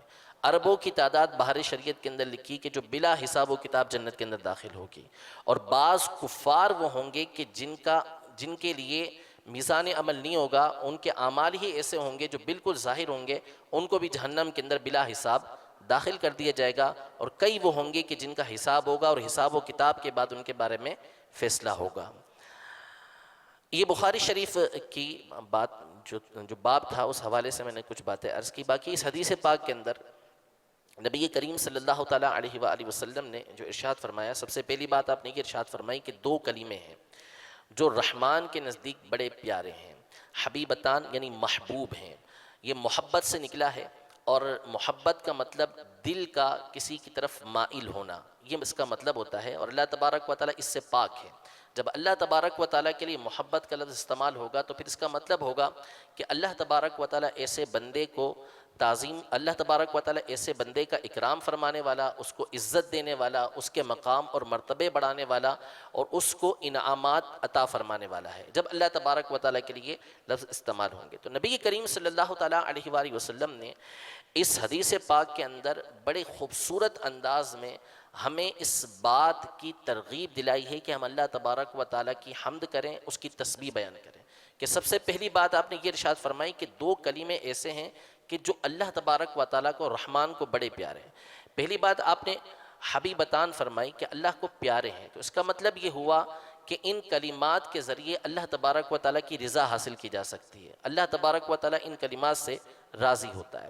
دوسری بات، نبی کریم صلی اللہ تعالیٰ علیہ وآلہ وسلم نے اس مقام پر اللہ تبارک و تعالیٰ کے مبارک ناموں میں سے رحمان کا تذکرہ کیا، کوئی اور نام ذکر نہیں کیا، تو اس میں بھی علماء نے یہی ارشاد فرمایا تاکہ اس سے بندے کی مزید اللہ تبارک و تعالیٰ کی ذکر کی طرف رغبت بڑھے اور معلوم ہو کہ جس کا وہ ذکر کر رہا ہے وہ اس پر بہت زیادہ رحم فرمانے والا ہے اور اس کو بہت زیادہ اس پر انعام عطا فرمانے والا ہے۔ دوسری بات کی ارشاد فرمائی کہ خفیفتانی علی اللسان، کہ یہ دو کلمے زبان پر بڑے ہلکے ہوں گے، بڑے ہلکے ہیں، یعنی ان کو پڑھنے میں کوئی دشواری بندے کو نہیں ہوتی، اور یہ ذکر کرنے والوں کے لیے بڑی آسانی اور بڑی خوشی کی بات ہے کہ اللہ تبارک و تعالیٰ کا ذکر کرنا، اور وہ بھی آسان انداز میں ہو جانا۔ اگر مشکل ہوتے، زبان پہ چڑھنا مشکل ہوتا تو پھر ہر ایک کو وہ ذکر کرنا مشکل ہو جاتا، لیکن یہ جو کلمات ہیں یہ زبان پر بڑے ہلکے ہیں، بڑی آسانی کے ساتھ ان کی ادائیگی ہو جاتی ہے۔ تیسری بات یہ ارشاد فرمائی کہ اگرچہ ہیں بہت ہلکے، زبان پر وزن نہیں ان کا، سبحان اللہ و بحمدہ سبحان اللہ العظیم، کہ یہ الفاظ، یہ کلمات بڑے آسانی کے ساتھ ادا ہو جاتے ہیں، لیکن میزان عمل پر بڑے بھاری ہیں، کہ قیامت کے دن جب میزان عمل پر یہ رکھے جائیں گے تو میزان عمل کو بڑا بھاری کر دیں گے۔ اب بھاری کس طرح کریں گے، اس کے بارے میں علماء کے مختلف قول ہیں۔ ایک قول یہ ہے کہ یہاں عمل سے مراد یہ ہے کہ جن نامہ اعمال کے اندر ہمارے یہ عمل لکھے جا رہے ہیں وہ قیامت کے دن میزان عمل پر رکھے جائیں گے، جتنا بھی لکھا گیا ہے وہ سارا کا سارا ہمارے میزان جو پلڑے ہوں گے اس کے اوپر رکھے جائیں گے۔ ایک قول یہ ہے کہ اللہ تبارک و تعالیٰ ان اعمال ہی میں ایسی قدرت پیدا کر دے گا، ایسی طاقت پیدا کر دے گا کہ یہ براہ راست کلمات ہی اس میزان کے پلڑے کے پر رکھ دیے جائیں گے۔ اور ایک قول یہ ہے کہ اللہ تبارک و تعالیٰ ان کو باقاعدہ جسموں کے اندر تبدیل کر دے گا، جس کو تولا جائے گا، جس کا وزن کیا جائے گا۔ تو جو سبحان اللہ و بحمدہ سبحان اللہ العظیم پڑھتا ہے، اللہ تبارک و تعالیٰ اس کو اس کے یہ کلمات میزان پر رکھے جائیں گے تو وہ کلمات اس کے میزان کے پلڑوں کو بھاری کر دیں گے۔ علماء مزید ارشاد فرماتے ہیں اس حوالے سے کہ امام بخاری جو یہ آخر میں حدیث لے کر آئے ہیں، اس حدیث میں بھی آخرت کی کئی باتوں کی طرف اشارہ ہے کہ سبحان اللہ و بحمدہ، اس میں ایک سبحان اللہ کا کلمہ ہے جس کا مطلب ہے، یعنی امام حاکم نے مستدرک کے اندر یہ حدیث پاک نقل کی ہے کہ سبحان اللہ کا جو معنی ہے وہ ہے تنزیہ اللہ عن کل سوء، یعنی اللہ تبارک و تعالی ہر عیب سے پاک ہے، اور وبحمدہ یعنی اللہ تبارک و تعالی تمام تعریفیں اسی کے لیے ہیں، تمام تعریفوں کا مستحق، تمام تعریفوں کے لائق اللہ تبارک و تعالی ہی کی ذات ہے۔ تو گویا بندہ جب سبحان اللہ و بحمدہ کہتا ہے تو وہ اللہ تبارک و تعالیٰ کو تمام عیوب سے بھی پاک مانتا ہے اور تمام کی تمام خوبیاں اللہ تبارک و تعالیٰ کے لیے مانتا ہے۔ سبحان اللہ و بحمدہ، اس میں اللہ کی تسبیح بھی ہے اور اللہ کی حمد بھی ہے، اور اہل جنت کا جو جنت کے اندر کلام ہوگا وہ بھی تسبیح اور حمد ہی ہوگی۔ قرآن پاک میں فرمایا دعواہم فیہا سبحانک اللہم وتحیتہم فیہا السلام وآخر دعواہم ان الحمد للہ رب العالمین، یعنی جنتیوں کی جو پکار ہوگی، گفتگو ہوگی، وہ یہ ہوگی کہ اے اللہ تو پاک ہے، سبحانک اللہم، اے اللہ تو پاک ہے، اور اس میں ان کی جو تحیت ہوگی، یعنی جو گفتگو کی ابتدا کریں گے وہ سلام سے ابتدا کریں گے، اور آخری جو پکار ہوگی، آخری جو گفتگو ہوگی جنت کے اندر جب وہ جدا ہوں گے ایک دوسرے سے تو وہ یوں کہہ رہے ہوں گے کہ وآخر دعوانا ان الحمد للہ رب العالمین، کہ تمام کی تمام تعریفیں اللہ تبارک و تعالیٰ کے لیے ہیں جو عالمین کا پالنے والا ہے۔ تو آخر کلام بھی بندے کا جنت کے اندر تسبیح ہوگی، حمد ہوگی، اور امام بخاری بھی جو کتاب میں حدیث لائے ہیں وہ تسبیح والی اور حمد والی لے کر آئے ہیں۔ گویا کہ اس میں آپ اس بات کی طرف اشارہ کر رہے ہیں کہ ہمارا دنیا کے اندر بھی جو کلام آخری ہونا چاہیے وہ اللہ کی تسبیح اور حمد والا ہونا چاہیے۔ پھر اس کے علاوہ یہ بات علماء نے ارشاد فرمائی کہ تسبیح اور حمد والی بات، چونکہ حکم یہ ہے کہ جب ہم مجلس ختم ہو تو اس میں بھی جو دعا پڑھی جاتی ہے اس میں بھی اللہ تبارک و تعالیٰ کی تسبیح ہوتی ہے، سبحانک اللہم و بحمدک، یہ پڑھی جاتی ہے. تو اس کے بارے میں حدیث پاک کے اندر یہ موجود ہے کہ جو بندہ کسی مجلس کے اندر پڑھتا ہے تو جو گناہ جو خطائیں اس مجلس کے اندر ہوئی ہوتی ہیں اللہ تبارک و تعالیٰ اسے معاف فرما دیتا ہے. تو گویا کہ امام بخاری اس حدیث پاک کو آخر میں لا کر اللہ تبارک و تعالیٰ کی بارگاہ میں یہ عرض کر رہے ہیں کہ اس کتاب کے اندر اگر ان سے کوئی غلطی ہوئی ہو تو اللہ تبارک و تعالیٰ ان کو اس سے معاف فرما دیں. اور آخری بات اس حوالے سے یہ کہ کلام کا آخر، گفتگو کا آخر اللہ تبارک و تعالیٰ کی تسبیح ہونی چاہیے، اللہ تبارک و تعالیٰ کی حمد ہونی چاہیے. مفتی شریف الحق امجدی صاحب رحمۃ اللہ تعالیٰ علیہ بڑی پیاری بات فرماتے ہیں کہ امام بخاری کی شان یہ ہے کہ آپ نے اپنی کتاب کے آخر میں تسبیح اور حمد کو بیان کیا ہے، لیکن اپنی زبان سے نہیں، نبی کریم صلی اللہ تعالیٰ علیہ وآلہ وسلم کے کلمات کے ذریعے اس کو بیان کیا ہے.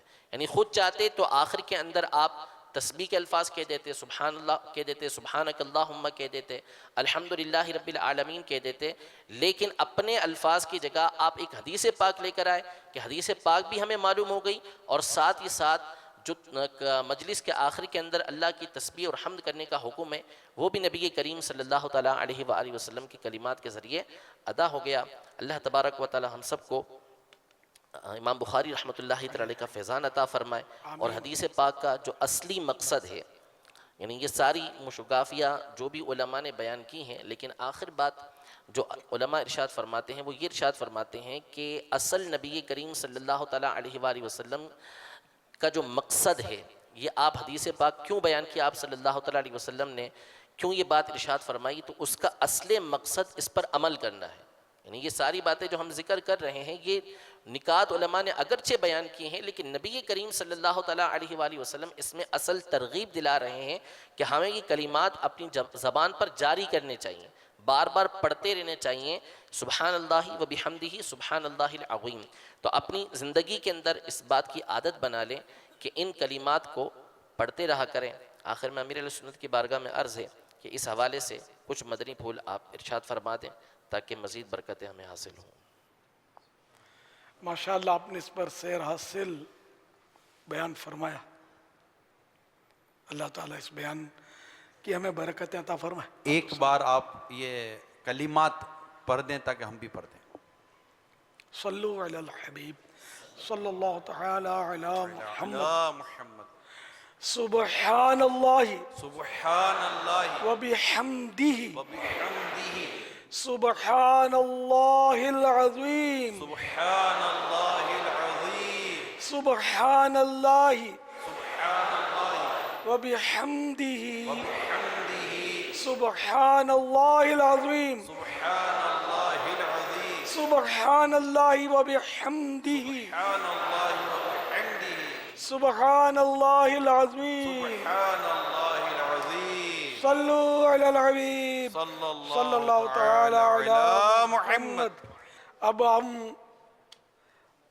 تھوڑا اپنے تاج پور شریف کے سائیں بھائیوں سے بات کریں گے کہ ماشاءاللہ وہاں ہمارے سید عارف شاہ صاحب جو رکن شورا ہیں ہند کے، انہوں نے پیغام بھیجا کہ وہاں تاج پور شریف میں مدنی مشورے میں 3 عمرے کے ٹکٹ کی قرآن اندازی کی گئی، تو وہ اعلان مجھ سے کروانا ان کو. اب کچھ اور سیاق و سباق پتہ نہیں کہ مدنی مشورے میں وہ کیا تھا، کس بیاب پر انہوں نے کیا. مدنی تربیتی مدنی مشورہ وقف مبلغین کا تھا، اور تقریباً ابھی بھی 300 کے قریب تعداد موجود ہے وہاں. سبحان اللہ ماشاءاللہ. تو ان کے 3 خوش نصیب مسافروں کے، مدینے کے مسافروں کے نام دھڑکتے دل سے سنیے اے تاج پور شریف کے عاشقان رسول. نمبر 1 محمد شاہد خان عطاری بن عبد الرشید خان، تاج پور ہند گیلانی کابینہ. نمبر 2 عبد السلام عطاری بن عبد الغفور، کلکتہ عطاری کابینہ. نمبر 3 عمران بن محمود خان، ناسک روڈ हिंद हुसैनी काबीना, ये आगे भी ताजपुर, ताजपुर ही के नहीं है, मुख्तलिफ शहरों के हैं ये, माशा अल्लाह। आप तीनों को मुबारक हो। जब बारगाह रिसालत में हाजिरी हो तो मेरा सलाम। बारगाह रिसालत में भी शेखैन करीमैन के दरबारों में जहाँ जहाँ हाजिरियाँ हूँ, मेरा सलाम मेरे लिए भी बेहिसाब मग़फ़िरत की दुआ, दावत इस्लामी की तरक्की के लिए दुआ। अल्लाह आप सबको मुबारक करे। सल्लू अलल हबीब सल्लल्लाहु तआला अला मुहम्मद। फरमान मुस्तफ़ा सल्लल्लाहु तआला अलैहि वसल्लम। ला इलाहा इल्लल्लाहुल हलीमुल करीम सुब्हानल्लाहि रब्बिस समावाति सब'i व रब्बिल अर्शिल अज़ीम। जिसने 3 मरतबा पढ़ा तो उसने गोया शब कद्र हासिल कर ली। आइए मिलके पढ़ते हैं। ला इलाहा इल्लल्लाहु अल हलीमुल करीम सुब्हानल्लाहि रब्बिस समावाति अस्सब'i व रब्बिल अर्शिल अज़ीम। ला इलाहा इल्लल्लाहु अल हलीमुल करीम सुब्हानल्लाहि रब्बिस समावाति अस्सब'i व रब्बिल अर्शिल अज़ीम। ला इलाहा इल्लल्लाहु अल हलीमुल करीम सुब्हानल्लाहि रब्बिस समावाति अस्सब'i व रब्बिल अर्शिल अज़ीम। सल्लू अलल हबीब सल्लल्लाहु तआला अला मुहम्मद। मदनी मुज़ाकिरा है शरीयत का खजीना, अखलाक का तहजीब का तरीक़त का खजीना। मदनी मुज़ाकिरा है, मदनी मुज़ाकिरा, मदनी मुज़ाकिरा है, मदनी मुज़ाकिरा।